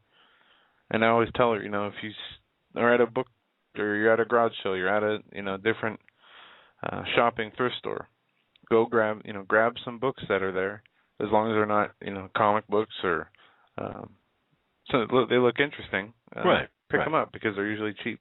Yeah, we found some of our best. $1 up here, a buck a book, hardcover books. Yeah, Sorry. This is we've gotten some of the best books out there. None Dare Call It Conspiracy, 1984, the books from Brzezinski to Rockefeller to Karl Marx, to all these different people who are historical figures on both sides of the good and bad, as you would look at it, for $2.50, $5 for historical books that have value beyond what any television show today could bring you. Oh, yeah, absolutely. And folks, please, even if you're bringing in, Carol Quigley's book, boy, I just had a senior moment there. I'm not sure. Thank you. Tragedy and Hope. Yes. A voluminous book. If you ever find that, why would you want that in your library? Well, that gives you the outline of the enemy, if you will, the people who are anti-freedom, the people who are part of the New World Order people who are attempting to frame the New World Order, to build it. Grab your books. Grab the books if you see them out there. That's a good thing to do. I tell my wife the same thing, and every once in a while, she'll come back with a grocery bag of books, and I got these for $2. All these books, and you'll never know what kind of treasures you'll find in there. But I recommend highly, like you do, that people do that. Again, join us in the conversation, 661-244-9839. We're going to be going to the phone calls here, but a piece of news I wanted to hit yesterday. Iraqi prison breakout, symptomatic of post-2003 military insufficiency. There was a prison breakout in Iraq where over 500 to 1,000 militants broke free. Read terrorists, maybe? 10 policemen and 4 militants were killed. Between 500 and 1,000 prisoners escaped. This is followed on Drudge by an article that Al-Qaeda is growing. No, I don't. Are they growing because of these newly released prisoners, or are they growing because Iraq, after our withdrawal, as many said, you cannot bring democracy into some of these countries in the Middle East like we were trying to do. Obviously, our intentions there were not to bring democracy or to bring stabilization to the region. They were to control assets and resources and global positioning systems. And that's what they're doing all across the rest of the Middle East, getting rid of the leaders that are not helping them or going along with the program. They are hell-bent on taking over the world. Yeah, well, they're bringing Sharia law here into the United States, and Sharia is not compatible, of course, with our constitutional republic, our system of justice, our judicial system. Yet it's running rampant across the country, where they are giving the judicial branch is giving quarter to Sharia law, allowing, for example, the Islamic law to take precedence over our judicial law. We've seen this in different states, and of course, anyone who speaks out against it, you're an Islamophobe or bigot or whatever, you're anti-Muslim. Folks, they are using Sharia law in the United States for the very purpose of tearing down our our judicial system. Please understand what's taking place. It's a tool. It's a tool that they're using. This is all part of a larger process. By the way, I did read this, or I did reference this yesterday, just briefly. Let me just go back to Fukushima one more time. In fact, you know what, Joe? I'll tell you. Instead of this, because we went over this pretty heavily yesterday, I'm going to send this. If you can put this into the, I don't have a link. I was going to say put this into the chat room, but okay, I'll just go through this really briefly. I remember yesterday, Fukushima, deadly update. Silence remains supreme. I feel this is just so important, and I just got this in an email from someone I think highly of, asking, if I wouldn't, or if we wouldn't just address this one more time. Fukushima, the silence on this is incredible. It's no longer just merely a Japanese problem. It's a growing world problem, which is still being ignored. The dense fog of radiation, which is invisible to the eye, it's not invisible to our immune systems. It continues to blanket the west coast of the United States while it's human cost. No one is even mentioning this. And it's mainly due to a worldwide media blackout. Now, again, you said earlier, the Fukushima genie that was released over 2 years ago was still spouting and leaking forth deadly radiation. That's what you said just earlier in the program. The event from 2011 has led to significant elevated rates of thyroid illnesses among infants born on the West Coast and Hawaii, but no one's talking about this. And you said earlier, too, Obama not only denied this threat, that there was a threat, not only did he deny that this was a threat, but, as you said earlier, he ordered the EPA to stop weekly and monthly testing for radiation in April of 2011. Oh, folks, come on. It's worth repeating. Although the initial meltdown of 3 reactors from the earthquakes to the tsunami of 2011, although this occurred 2 years ago, the whole situation is still highly unstable. It's still leaking radiation constantly into the air, into the water. The Pacific Ocean is more contaminated. We talked about this again. But the West Coast marine mammals are dying by the thousands, and no one dares report on this. And Obama is saying no. Our executive branch, our legislative branch, no one is paying attention. What about the representatives of the people in the states that are affected, which is all of them? Where's the outrage? The FDA, they're not testing the food for radiation, but the fish are contaminated. They're not testing the food for radiation. They're putting poisons into it. Of course. But, it does bear. It does. It's very much worth repeating here. And you can find, if you search on the internet, and once again, one of our rules here on the Hagmann Report is Google is not a verb. If you search on the internet, Japan fish and ocean contamination, just search that for YouTube, a 2-minute YouTube video. You'll see what we're talking about. There is a 2-minute video about Japan fish and ocean contamination, and it's frightening. It is absolutely frightening, and the secretive nature of what's being limited, TEPCO, they've been accused of doctoring photos and videos to hide cracks in the concrete buildings and the containment tanks. We know that they're lying. The workers are overexposed to radiation. And they have to be rotated out after a very short period of time to be replaced by others. And the others have very little experience of the facility. So what we're having is a decline, or what we're seeing is a declining situation there. And I mentioned yesterday the report. There was in March of this year, Stanford University Hopkins Marine Station issued a report on bluefin tuna. I remember this. They tested all the bluefin tuna caught off the California coast for radioactive cesium. What do you think the percent was contaminated was, Joe? Remember from yesterday what I said? No, I don't.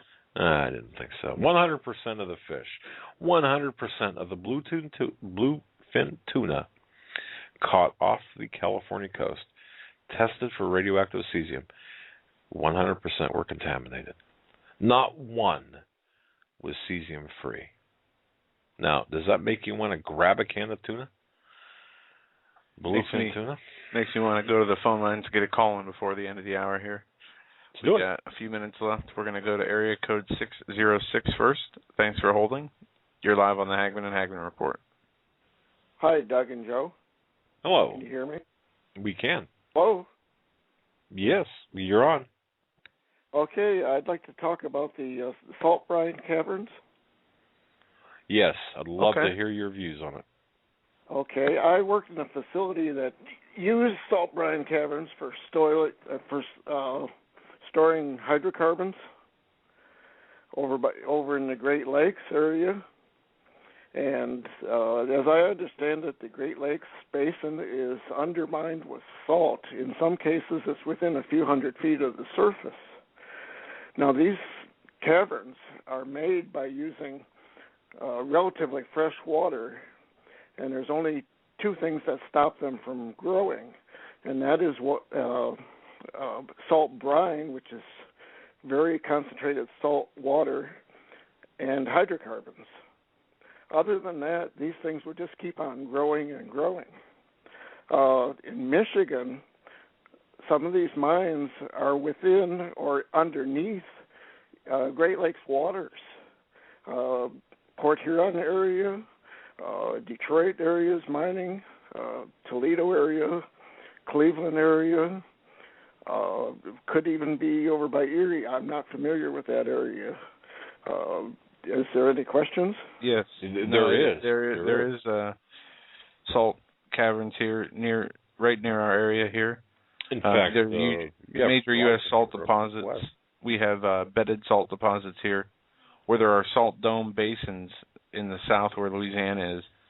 The Great Lakes are consumed by bedded salt deposits, and I'll send a link and I'll post that in the chat room, and I'll send one to you over there, Dad. Okay. But that can be found at web.evs.anl.gov. If you just search Salt Caverns USA images and look at the images there, you'll find the maps stating this. So, caller, what do you make of this then? What we said about this. I have a technical and engineering background, and I once asked one of the engineers in charge of the salt cavern, that we use. I said, "What if this ruptures into the river?" He says, "Well, Niagara Falls will be salty." Okay. All right. So you understand that if fresh water gets into these caverns, there's nothing to stop them except the water getting salty or the pumping in of hydrocarbons, which coats the surface and stops the process.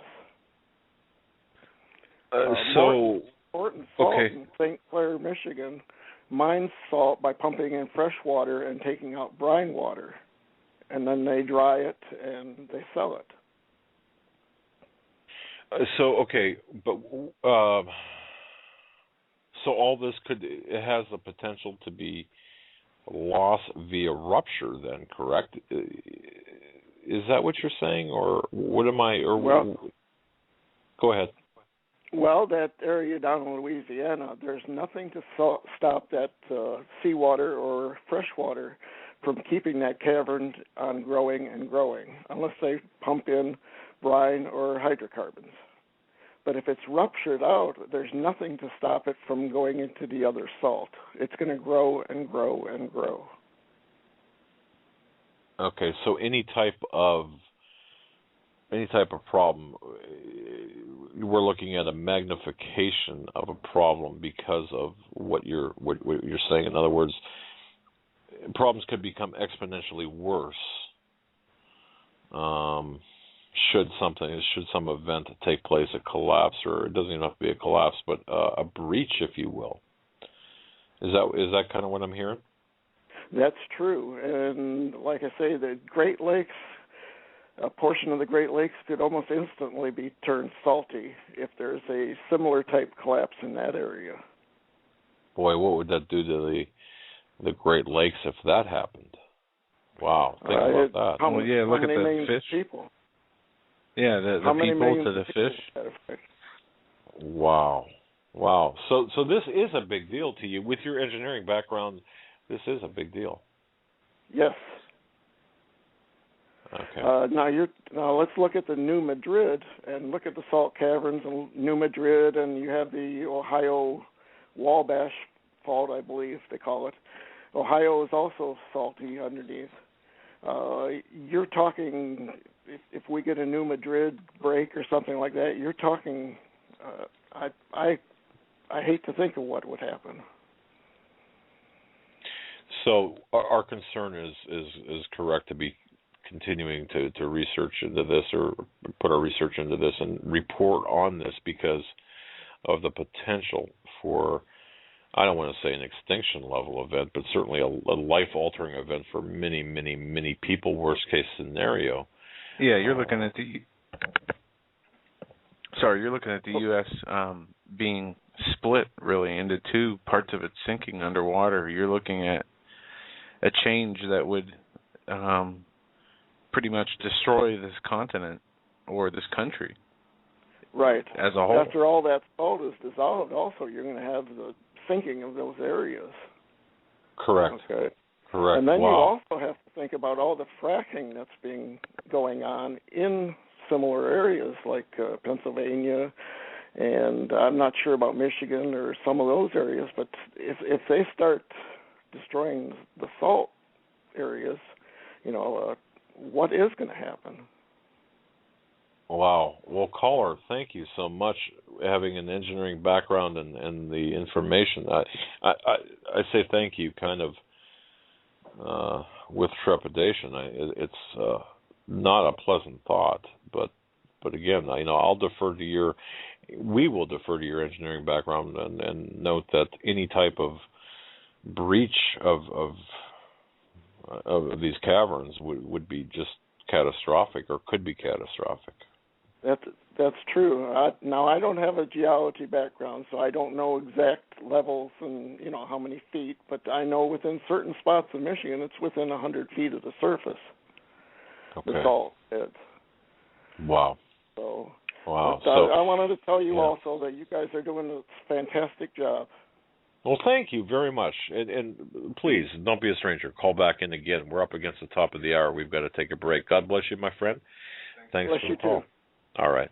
Folks, you're listening to the Hagmann Report on this, the 23rd day of July, 2013. I'm Doug Hagmann. Next to me, within striking distance, actually, is Joe Hagmann. Together we are the Hagmann Report, father-son team, investigative team on the Internet. Keep with us for the third hour. We're right back. Welcome back, ladies and gentlemen, to the third and final hour of this Tuesday, July 23rd, 2013. We're taking your phone calls. So give us a call at 661-244-9839. That is 661-244-9839. We're going to go right back to the phones, going to area code 253 next. Thanks for your patience. You're live on the Hagmann and Hagmann Report. Good morning, Doug and Joe. We'll say good morning from the other side of the world. I hope you gentlemen are doing well. We're doing fabulous, and welcome I'm glad you're calling from the other side of the world. How are things over there? Well, actually, it's nice to be here. Some of the things you've touched on today, actually, I was discussing with a friend of mine yesterday over coffee, retired Marine captain living here, and been involved in a lot of special ops stuff. He's had nuclear experience. And one of the things on Fukushima we discussed over coffee yesterday, and his comment was it's far more serious than most people ever realize, and he will not take his kids back to the U.S., particularly the West Coast, never, he said, and the East Coast where they've got some relatives, maybe in a few years. So that's his assessment of it. And secondly, both of us just finished reading the book 1 second after. I've read it the second time, he read it the first time. And while the scenario there is an EMP, this could very well apply to a lot of the major disasters, such as earthquakes, the New Madrid, what have you, that you talked about today. And most people have no idea what happens when a society breaks down. He's seen this in his work with the Marines. I've seen it in Somalia and Cambodia and Vietnam. And the big cities in a major event will be toast, at least that's my opinion. People living in the country, small rural villages as presented in the book, most likely will be on their own before any, quote, assistance, unquote, arrives from the government. And the average American can't even imagine a world without utilities, just-in-time inventories, drugstore stuff, all that kind of stuff. So it might be kind of interesting sometime if you have a free day to kind of discuss what happens in that book. And while it's fiction, in his opinion and my opinion, it's far more true to life than really you can imagine in that type of situation. So just an idea for something in the future. Well, caller, we went to a conference in Buffalo, New York, where they were actually the people that I want to say wrote the book, or the gentleman that wrote the book and the promoter were there talking with the county EMS people about the scenarios that you describe or described in the book, even though it's, as you said, it's fiction. Let me ask this, caller, though. What, boy, I got like 1,000 questions I could ask you based on your experience, but what do you see as the most troubling, the most troubling thing that would take place given a scenario? Let's say let's say like an EMP or our power goes out. Let's just take power out of the equation. Lights out. Do you see everything pretty much going through or going the way that the 1 second after played out? In a big city, I think very soon, as soon as the food is out of the stores, the water is turned off, the sanitation facilities no longer work, people would revert to the very basic instincts of basically animals, and it's everybody for themselves. I don't care who I step on, I'm going to grab your last can of soup. If you are an old lady of 87, I don't care. I see a total breakdown. In the rural communities, if there's any degree of cohesion at all, would do better, and I think what's outlined in that book would most likely be pretty accurate. They'll have to come through the shock and then wake up, and let's see how we can both defend ourselves and take care of ourselves. But as you well know, the gang problem and other elements, which are of an overabundance at this time around the U.S., they would be like marauding armies of the old, coming in and raping and pillaging and everything else. And that's what I would see for the cities. If you were here in the United States and you lived in, just your average town in the United States, I'm not sure of our demographic listeners, but if you lived in, I don't know, just like I said, an average town, or on the outskirts of, I don't know, St. Louis or outskirts of Pittsburgh, or you name the town, you name the city. Caller, I want to ask you, based on your experience, what do you think the most important things to have on hand would be in the order of importance for the average American? Food, water, emergency medicines that you need, such as insulin, heart medicines, and a way to protect yourself, which you don't advertise. Okay. Now, any other tips? I mean, based on your experience, having seen things in other countries? Any other tips that you could offer? Of course, communications are one of the main things, and you can get amateur radio licenses real easy by taking the technician exam, and it's pretty simple. The amateur group is usually a pretty good group of people, and the LDS Church, Seventh-day Adventists, and some of the others have made very good use of amateur radio for communicating amongst their people. But to have a support network of people of like mind is highly important, because you can't do everything. You need a nurse, you need somebody that knows how to take care of, grow food even if you're in a rural area. You need people that are aware of security matters. A whole lot of skills that can come together.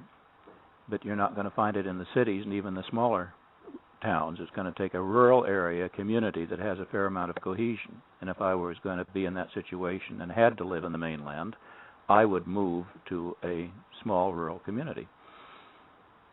Wow. Okay.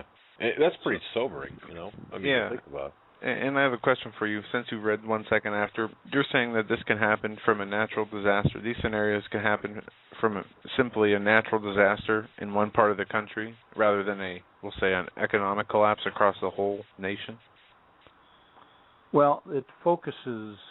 You've been talking this morning about natural disasters. So, yes, the New Madrid fault, for example, would be the biggest thing that could happen that would really disrupt things.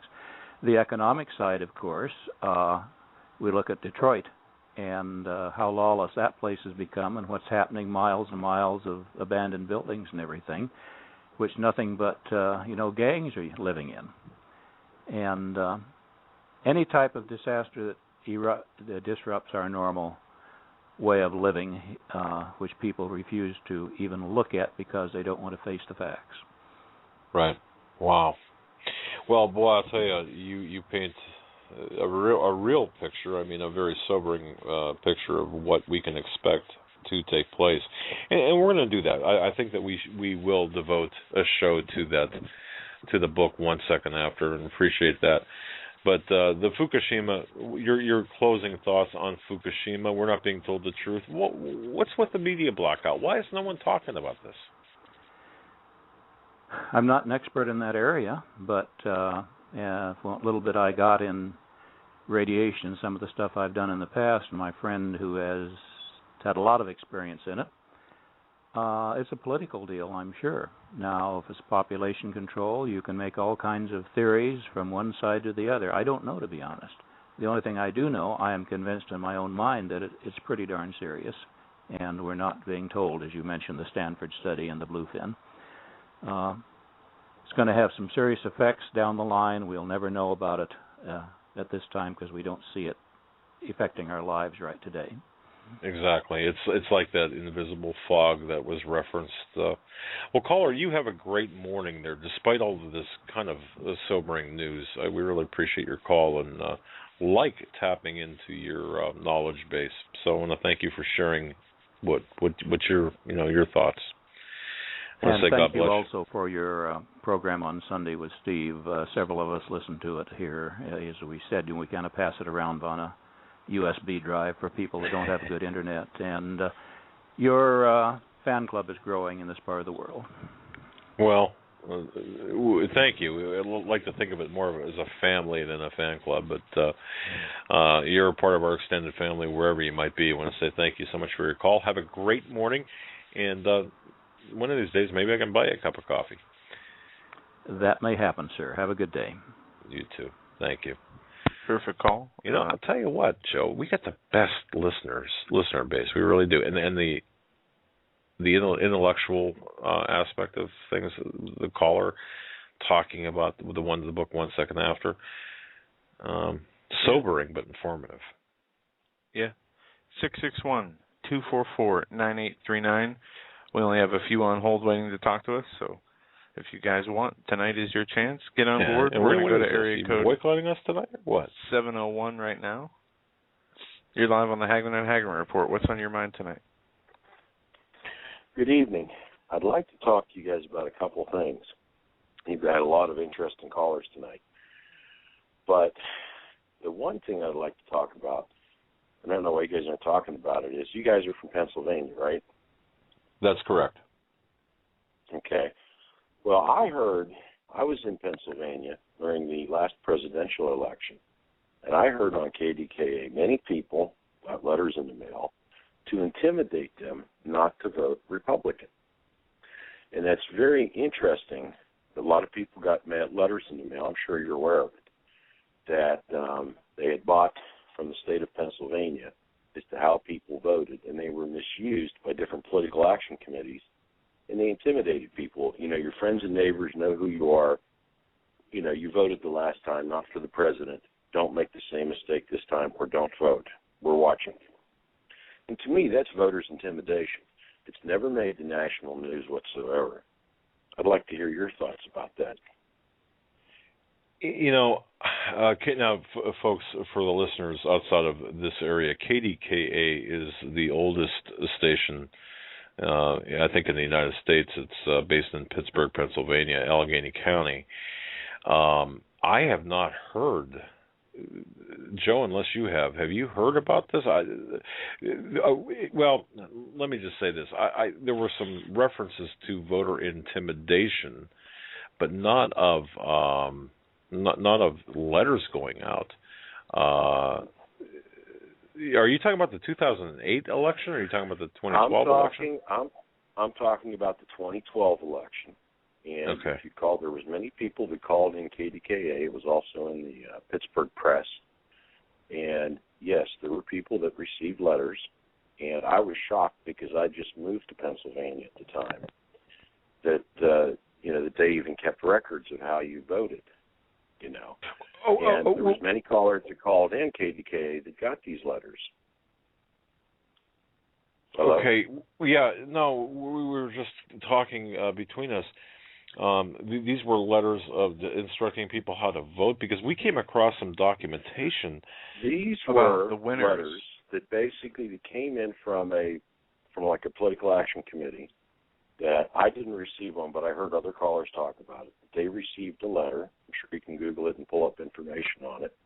That they received a letter stating that how they voted in the last election, and for them not to make the same mistake and vote the same way in the next election, that their friends and neighbors were watching. Their neighbors knew how they voted in the last election, and they didn't appreciate how they voted. Many people received different letters, and they were all worded, differently from different committees. And I remember hearing on the local TV channels the news that the state of Pennsylvania actually sold this, and it was to a group of the voting records of how people voted, and they were misused. Okay, we're going to have to look into this, because I got to tell you, caller, man, this is one up on me, and that's right in our front yard. We should know about this. It made me want to talk about it because of what's going on with the IRS scandal and the Tea Party. And if you think about it, I mean, I'm not a Tea Party member. I've never been a Tea Party member. But I remember when the Tea Parties were organizing the first election of Obama, that they were out real strong. I remember passing them and hearing on the radio, the FBI is taking license plate numbers of everyone going to a Tea Party rally to disencourage people to go to the Tea Party, And because it was a joke between us, because I've worked in the oil fields in the Dakotas, and a lot of the guys up there were so far from the beaten track of humanity that there's no way the FBI could even find this town, let alone, come here and write people's license plate numbers down. We were like, what a joke. Hearing that on the local radio station. But, I just think that the truth needs to come out, because I see towns dying in Pennsylvania because all the industry is being sucked out, has been sucked out under NAFTA, has been sucked out, especially with this new Pacific Rim Treaty that they're working on right now. I think you spoke about it on your show. Yes, we did. They're going to suck more of our jobs out of the United States. Our elected representatives, I follow they say one thing on their voting records, being new to Pennsylvania, how they stand politically. But if you follow the votes that they do from surfing the web, you'll find out that they vote totally different than what they say that they actually represent. And they will actually send you emails saying, oh, no, we're pro-guns, we're pro-family, we're pro-industry, but they're all lies. They actually vote a totally different way, completely 100%. Oh, yeah, absolutely. We see this all of the time. And I would like... Yep. Go ahead. I'm sorry for taking your time, caller. No, please. Say, well, I have a chance to get on the radio, but I'd like to say something, too. The thing with Michael Hastings brought back memories. You remember Senator John Hines? Absolutely, with the helicopter. Yep. Yes. On WTOP News Radio, I lived in Maryland at the time. I had just gotten off work that day early, and I met Senator Hines once when I was a kid. And my dad was a cabinet maker, and he did some work for him. And I'm originally from Pittsburgh. I've been gone for 30 years. I just moved back. And I met him once as a kid. I mean, just my dad just introduced and ran into him in a mall. Said, "That's Senator Hines," and they said hello, and that was it. And I was like, that was the senator, not friends or anything. But it caught my ear on WTOP News Radio, 1500 on the AM dial in the D.C. metro area. They came out, it was around 3 in the afternoon. I just pulled in my driveway and said that he had found a huge conspiracy in the U.S. government, and he feared for himself, and he was flying to Pittsburgh, Pennsylvania, where he could be surrounded by guards that he trusted from Hines Security, and he was going to make a press conference at 8 o'clock that evening. Then he never did ever again. Wow. Okay.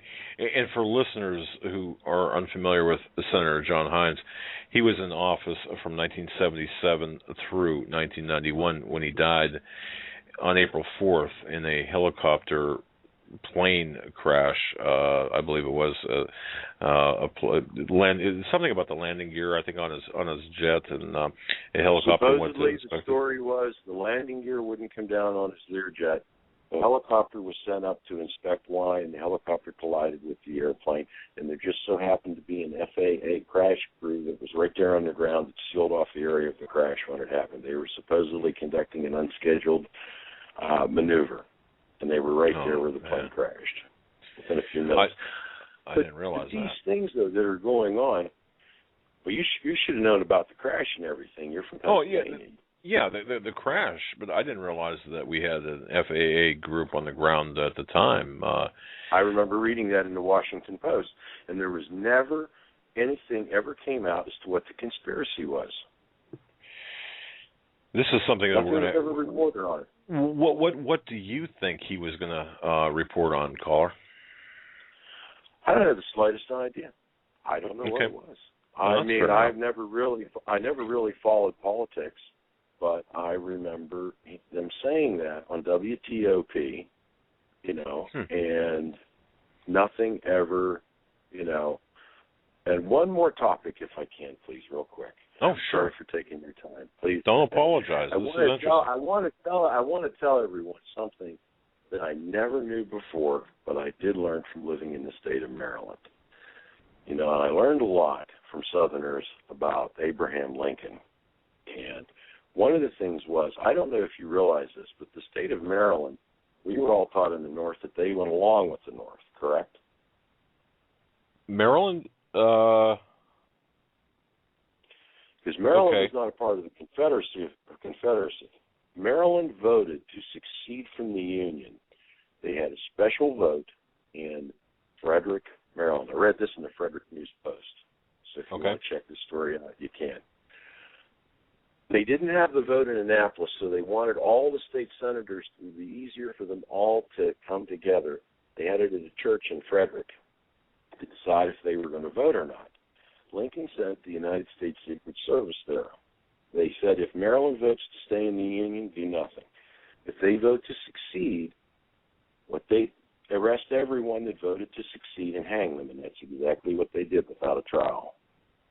Wow. Okay. Most people don't know that. But, you talked a lot about Obama doing this and doing that. Rand Paul talked about, like the demonstrates on American citizens. This is things that, is really, for the first time in my life, my eyes are beginning to open up.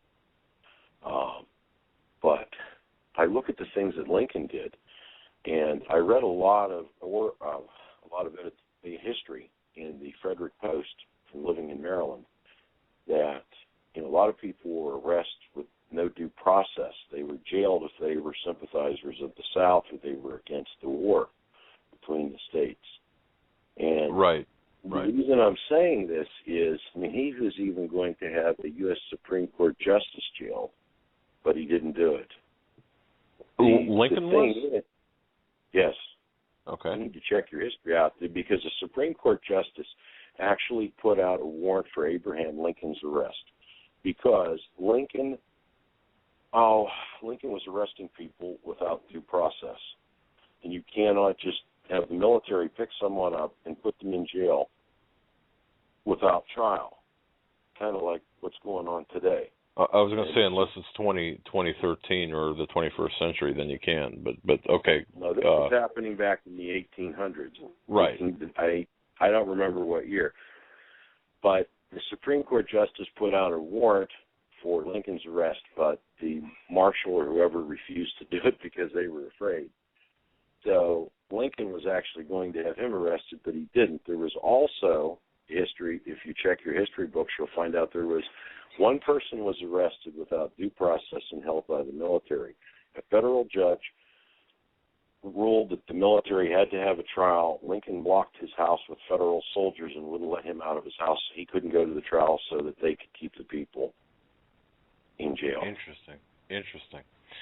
Yeah, you're right, caller. I'm going to have to bone up on my Civil War and Lincoln history. I do know that Lincoln had breached the quartering soldiers. The Constitution. Well, yeah, exactly. I want to be a little bit more specific, but yes, he was not constitutionally minded. And the movie Lincoln that came out, I'm not too sure about the historical accuracy. I don't know whether you saw that movie, Lincoln, that was released earlier. I did not see the movie Lincoln, but I will tell you that a lot of the history between the North and the South, we were not told the truth. I put a windshield in years ago, and for a college professor, he was a black man, and he had a Confederate battle flag flying in front of his house. I'll never forget, I talked to this man. I said, how can you put a flag up from someone that, is for slavery? You being a black man. That goes... And he had a little talk with me, and he told me some very interesting things that I did not know. And he told me, he said, go to the state of Virginia has a library, or I could go to Adelphi, Maryland, to the Library of Congress. And you can look up in the National Archives that many of the southern states had already eliminated slavery, had already grandfathered it in. Not all the states, but it was being done away with in the South. The war wasn't fought over slavery. The war was fought over taxation and states' rights. Okay. I've heard the states' rights angle. That's neither here, but the only thing I'm trying to point out to you is one of the biggest problems that we have right now in America is not the fact that,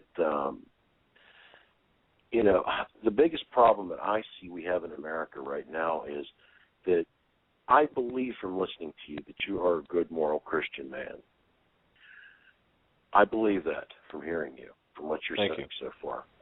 But I believe one of the biggest problems we have in America is so many of us that are Christian men are busy about our lives. We have tunnel vision. We're just working. That doesn't concern us.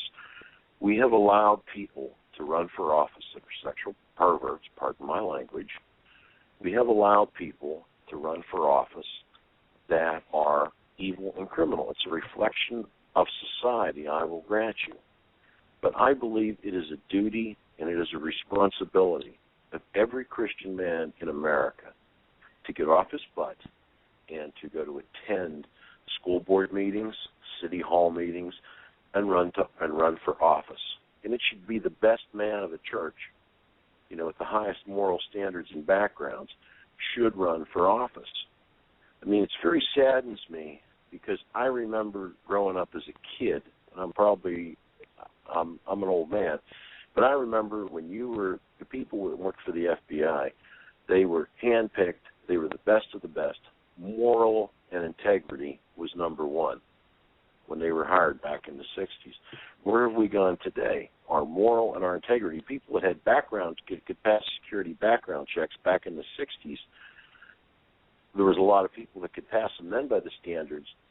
That today, anyone can get a security background check. Exactly. And exactly. in all honesty, you know, I differ with you on Snowden because I believe myself that Snowden leaked information out. I don't care if we're listening to the German people or the Canadians or other countries because we're America, and every country does spy on every other country. He did do our country's security damage. However, if he had only released that they were listening to America only, then you might be able to sway me that he was a patriot, but he should have stayed here and fought in America and only released that they were listening in America.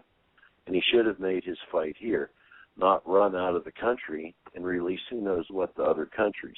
He should have followed the first thing he should have done is gone to Congress and in closed committee talk to people that had security clearances and tell them, because I heard what's not being broadcast on the internet, some congressmen very upset over what Snowden said because they said the NSA was overstepping its bounds of what permission that they gave them to. And I'd also like to remind everybody else, too, that I know it's a scary thing when they listen to everyone, but remember this, too, that there are people in this world that are very evil, that have biology degrees, that could come up with a super bug weapon because they're crazy and they're insane, or come up with some type of, things to kill people, to put in the air, to put in the water. The FBI and the NSA, they do keep us safe in America. Hello? Oh yeah, we're listening. I'm not saying that, you know, what they're doing with keeping records on everyone and, you know, 5 parties back, I think is wrong, because that sets everyone up for political blackmail. It sets up everyone, you know, there should be congressional oversight as to who is listened to, and it should go back to the old thing, well, I guess it was called Echelon, where if people say certain words and they would click in onto the phone call, it shouldn't be everything, but they should be able to have the ability to scan everyone, but not keep exact detailed records of everyone. Because when you do that, then the political party that's in power can use that to blackmail anyone or cause people to say, I'm not going to run to office, I'm scared, I give up voting. You know, we have a constitutional republic, and we have a right and a duty as Americans and Christians to fight for our country. And that doesn't mean by guns or violence. That means by going to the polls, organizing, and voting in America. We need to take our country back. America has let the liberals take over our country for years. And I would pray out there to anyone listening on your show tonight to get down on your knees and repent for yourself and your country and pray for a great revival in America and get involved and take these people out of office through the next election that are bad and evil. Wow. Amen. Yeah. We do need to repent for our country. We do need to repent and pray for the things we've done, and we need to pray. For you. With Fine and McCain Gold, you were talking about, that you cannot, so if I wanted to put a website up to say how our senators in Pennsylvania, what they say on their emails, but versus how they actually vote, okay? Right. You mean if I do that and I condemn them, I can end up going to jail? That's not a First Amendment protection? The cases, okay, you can still do that, okay? It is a process that has not been fully litigated yet. However, the McCain-Feingold campaign the Campaign Finance Act. I'm trying to think of the name of it. The McCain-Feingold campaign. I'm sorry, the name escapes me at the moment. But according to the according to the litigation process from the Supreme Court back in 2009 that continued. It's an ongoing process, and it is not resolved yet. So, can you put up a website? Sure, you can. Can you publish this information? Absolutely. Now, is it possible for the Supreme Court in a future case to take that ability away from us? Absolutely, that's a possibility. The Campaign Finance Reform Act, I believe it's under, but it's an evolving process. It has not yet been fully vetted. Don't forget, I mentioned that the Supreme Court kicked that back in 2009, telling the parties to reconfigure their arguments, and which again it's an ongoing legal process. I hope I clarified that. It's kind of a long discussion, a long legal discussion, but this is where we're headed. And I believe, caller, part of the attack on the Second Amendment is also an attack on the First Amendment, because without the Second Amendment rights, you're going to lose the First Amendment. Well, I believe we're losing all of our rights in America right now. It's very slowly, they're disappearing more and more. That's why it's important people like you and I have to get involved. And I would only hope, and I would pray to God that He would open your mind, that you would get on your show and you would preach to people. And your show, all I heard of your program was, believe it or not, I was in a grocery store and two ladies in Clairton, that was Homestead, at a grocery store, Homestead, Pennsylvania, Pittsburgh. Two ladies that worked there were talking about Hagmann and Hagmann. And I said, what is Hagmann and Hagmann? Because I listen to talk radio a lot. I've never heard of them before. I listen to a lot of radio, internet shows. I've never heard of them. And the ladies told me it's on Blog Talk Radio. And they were saying they found it by accident, being bored one night, and they all listened to it in the store. You would be surprised how many listeners that you actually have. I have turned you on to my friends in North Dakota and in Texas and in Maryland and Virginia and Florida that are now listening to you guys. You have a powerful show. Your message is beginning to get out. But my only prayer request is, and I pray that God just keeps you, both you and your son, in safety and protects you, that you keep getting to say this message is out. And I'm sorry for taking up all of your show. And I want to leave you. I want to say one last thing if I can. And I have to say this because I work in the oil industry. Fracking, a lot of this fracking's bad, it kills people, kills animals. This is put out by other countries. I think it was the United Arab Emirates put out a movie. They bankrolled the whole thing through a third party so that they don't want us to drill. There's more oil in the Bakken oil field in North Dakota that runs from North Dakota the whole way over Billings, Montana, and into South Dakota. There's more oil in that oil field. I've been told by geologists, and the federal government won't accept what the oil companies say how much is there, but according to the oil companies, there's more oil there than the entire Middle East. And that doesn't count Eagle Ford Shale, which is south of San Antonio, which is another booming oil field. And both oil fields have sweet baby crude. And here's another one. They were starting to, before Obama shut everything down, I've talked with geologists just from running into them out in the fields, that they suggest that there's oil that runs the whole way across the plains of this country. I believe that the United States,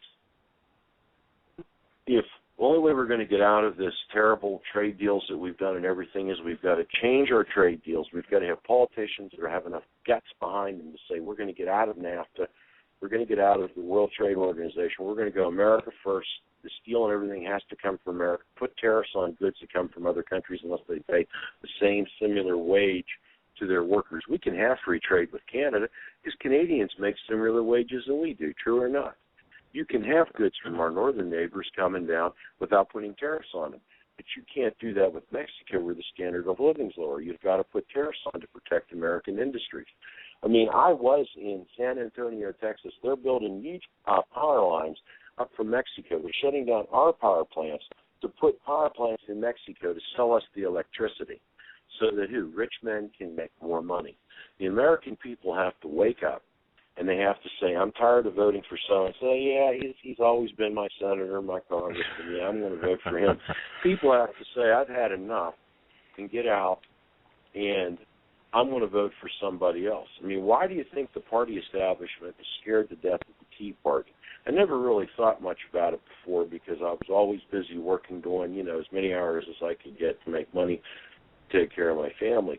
But I understand now why they're afraid of the Tea Party. They're afraid of a grassroots efforts of citizens that are good, moral people, that are Christians, to run for office, to get into office, and to change things. Absolutely, I've never been a Ron Paul supporter, but I have read before and heard the stories, and you will find out that the news media in America, I know this sounds probably crazy to a lot of people, it's controlled. And if you're on the East Coast, here in Pittsburgh, you do not see stories that you see on TV stations in North Dakota. In North Dakota, their news stories that they do are real news stories. They do real investigative journalism on things that are federally and everything else. One of the things that really shocked me was there was a CIA airplane that crashed in Mexico. It had marijuana in it. Now, the people that crashed the airplane took off. Now, you never saw that airplane, I'm sure, on your national news, did you? No, of course not. And I know what you're talking about. Yep. I saw it on the local news in North Dakota. It was on the local channel, TV channel out of Williston, North Dakota. They showed it, and they interviewed, this national story. And also, from living in North Dakota, because there's not many radio stations up there. There's a lot of people who live across the border in Canada. You listen to the AM radio stations. If you listen to the Canadian Broadcasting Company, and you listen to the news stories from Canada, they cover the United States better than the news channels and all the networks do here in the United States with the news. Absolutely. Canada Free Press is an example here. Up north, just north of us, CanadaFreePress.com does a great job. I have traveled the world, and there's no better country in this entire world worth fighting for is the God Bless the United States of America. That was dedicated to God by George Washington in New York City. I would hope you would have a chance to tell your callers about the Harbinger, or maybe have Robinson Kahn on your show sometime. We have talked about the Harbinger, and I got to tell you, it's a fantastic.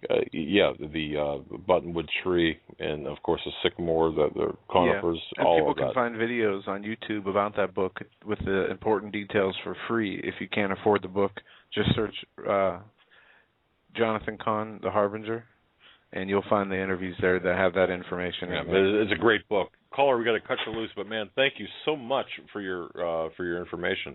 I'm going to look into the Heinz issue as well as the KDKA issue as well. Sorry I've got to find take out up all your time. No, it was a great call. No Thanks much, man. Appreciate it. Have a great night. God bless you, sir. God bless you. You know, Joe, this is why. Some people don't. We let people talk. We do. We don't talk over them. And there wasn't a lot of people on hold when he got on, and there's quite a few on there now. Well, let's bring them on. But we're going to move through these as fast as we can. Area code 214, we're coming to you next. You're live on the Hagmann and Hagmann Report. 214. All right, we'll move along here. All right, we're going to go to area code 618. 618, you're live on the Hagmann and Hagmann Report. Hi, this is Jason from Illinois, and I'm sorry if my speech is a little bit off. I just had mouth surgery a few days ago. Something you were talking about last night real quick. Basically, I guess you guys referred to it as Agenda 21. It was basically about moving like the lower class into the upper class, and you referred to that like about halfway through the show. And it just always brought one thing to my mind, my dad. And he's like the hardest working man you could ever imagine. You know, he'd work 2 full-time jobs, 2 part-time jobs to raise his family. And I don't have a problem with anybody that goes to work and works their hardest. But you know what? I mean, that's the whole point of this country, or it was, life, liberty, and the pursuit of happiness. I don't owe nobody nothing. I don't owe nobody to give them, in terms of, hey, to move somebody into a neighborhood or to move somebody into here or there. I don't owe nobody nothing. That's the whole point of this country in terms of you're supposed to fight, go to work as hard as you can, and if you want to succeed a little bit harder, you work a little bit harder. If you want to gain a little bit, if you want to get a boat, if you want to get a better car, if you want to live in a better neighborhood, you go to work harder. And so I just want to make sure I stress it. I just wanted to stress that point because I always refer to my dad, and nobody ever gave him anything, and he was the hardest working. Well, he is the hardest working man, during the years that he worked. And and just people nowadays, I don't know. They have an attitude where they think they deserve something. Nobody deserves nothing. You deserve to get off your butt and go to work, and and that's nobody. Nobody where you have to be. I don't know, in terms of like the Obama administration. I think you referred to that last night as Agenda 21, where trying to level off the playing field. I don't understand that. Okay, caller, I would really urge you to look closely into Agenda 21. What Agenda 21 is a United Nations action plan, and it's a based on environmental justice and what they call sustainable development. Right. What they are doing is cordoning off. Essentially, they want to cordon off about 90%, if not more, of the USA as federally protected lands, and move everybody else into these mega cities to control resources, and whether it be oil to water to wildlife.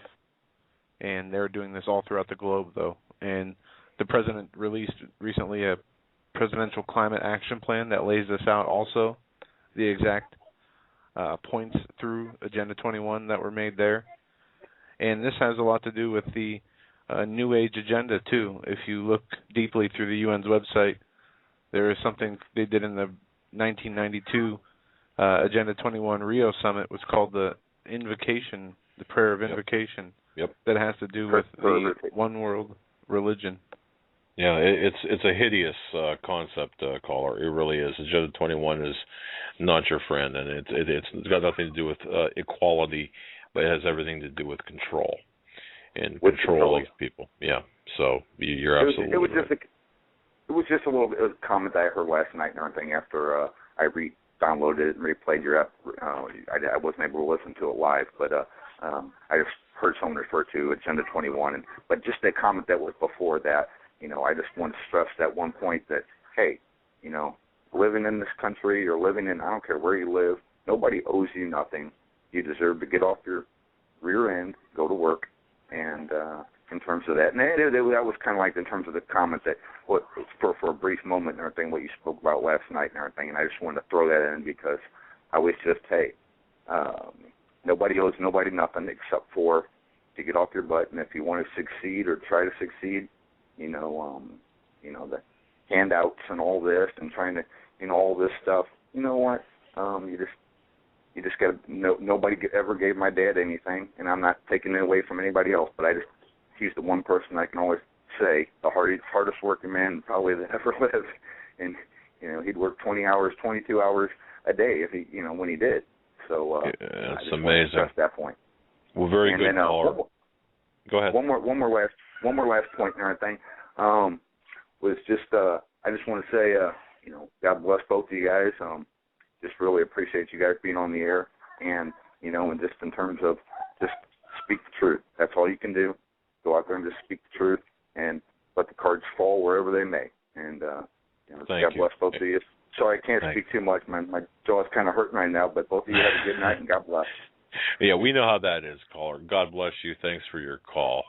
We know how those mouth surgeries go. On February 4th, Joe, this year, Putin, the Russian president, obviously addressed the Duma. And very quickly, 2-3 sentences here. Here's what he said. He gave a speech about the tensions with minorities in Russia. In Russia, any minority from anywhere, if they want to live in Russia, to work, eat in Russia. They should speak Russian. They should respect Russian laws. If they prefer Sharia law, we advise them to go to places where that's the law of the land. Russia does not need minorities. Minorities need Russia, and we will not grant them special privileges, nor try to change our laws to fit their desires, no matter how loud they yell discrimination. Now, that's a rough translation, but isn't that interesting? That's the diametrically opposite to what we're going through right now.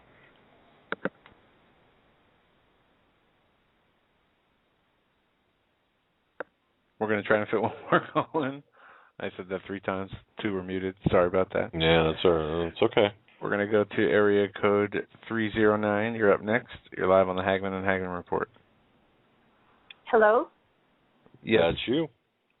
Hi, guys. Hi. This is Rochelle. I'm in the Midwest, and I listen to you guys faithfully. Thank you. A couple things really quick. I see we've got 3 minutes. I got a bunch of notes, so over the last few shows I've been taking notes. So, okay. Number one, the New Madrid. There was a 007 movie back in the 70s, I believe, where the plot is our salt domes that had sinkholes in Louisiana that set up. They were going to plan on setting off not only the New Madrid fault line, but the San Andreas fault line. It was connected to both. And 007 That's right. 007 had to prevent them from doing that. I find that really interesting, that it was a salt dome and a sinkhole and something we didn't hear of much until very recently. Art imitating life, or life imitating art? Yes, go ahead. Right. And then there's a gentleman by the name of Dutch Sins.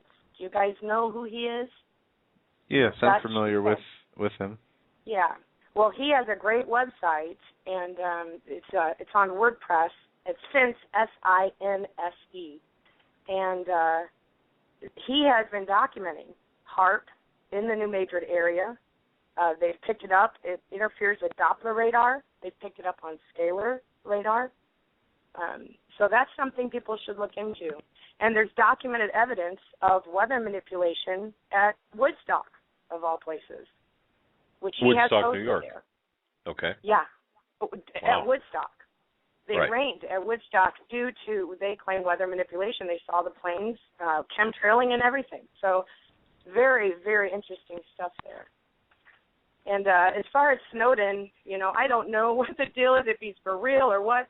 If he would have came out with the information here, he would have went the way of Michael Hastings. No doubt about it.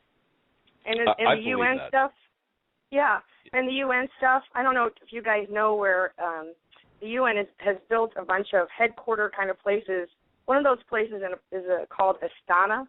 It's in Pakistan. Look on YouTube. And that is a freaky building that they've built. And, I mean, just the word Astana, the name of the place, is like an acronym for Satan. That's correct. It's a pretty crazy world. It's a pretty crazy world.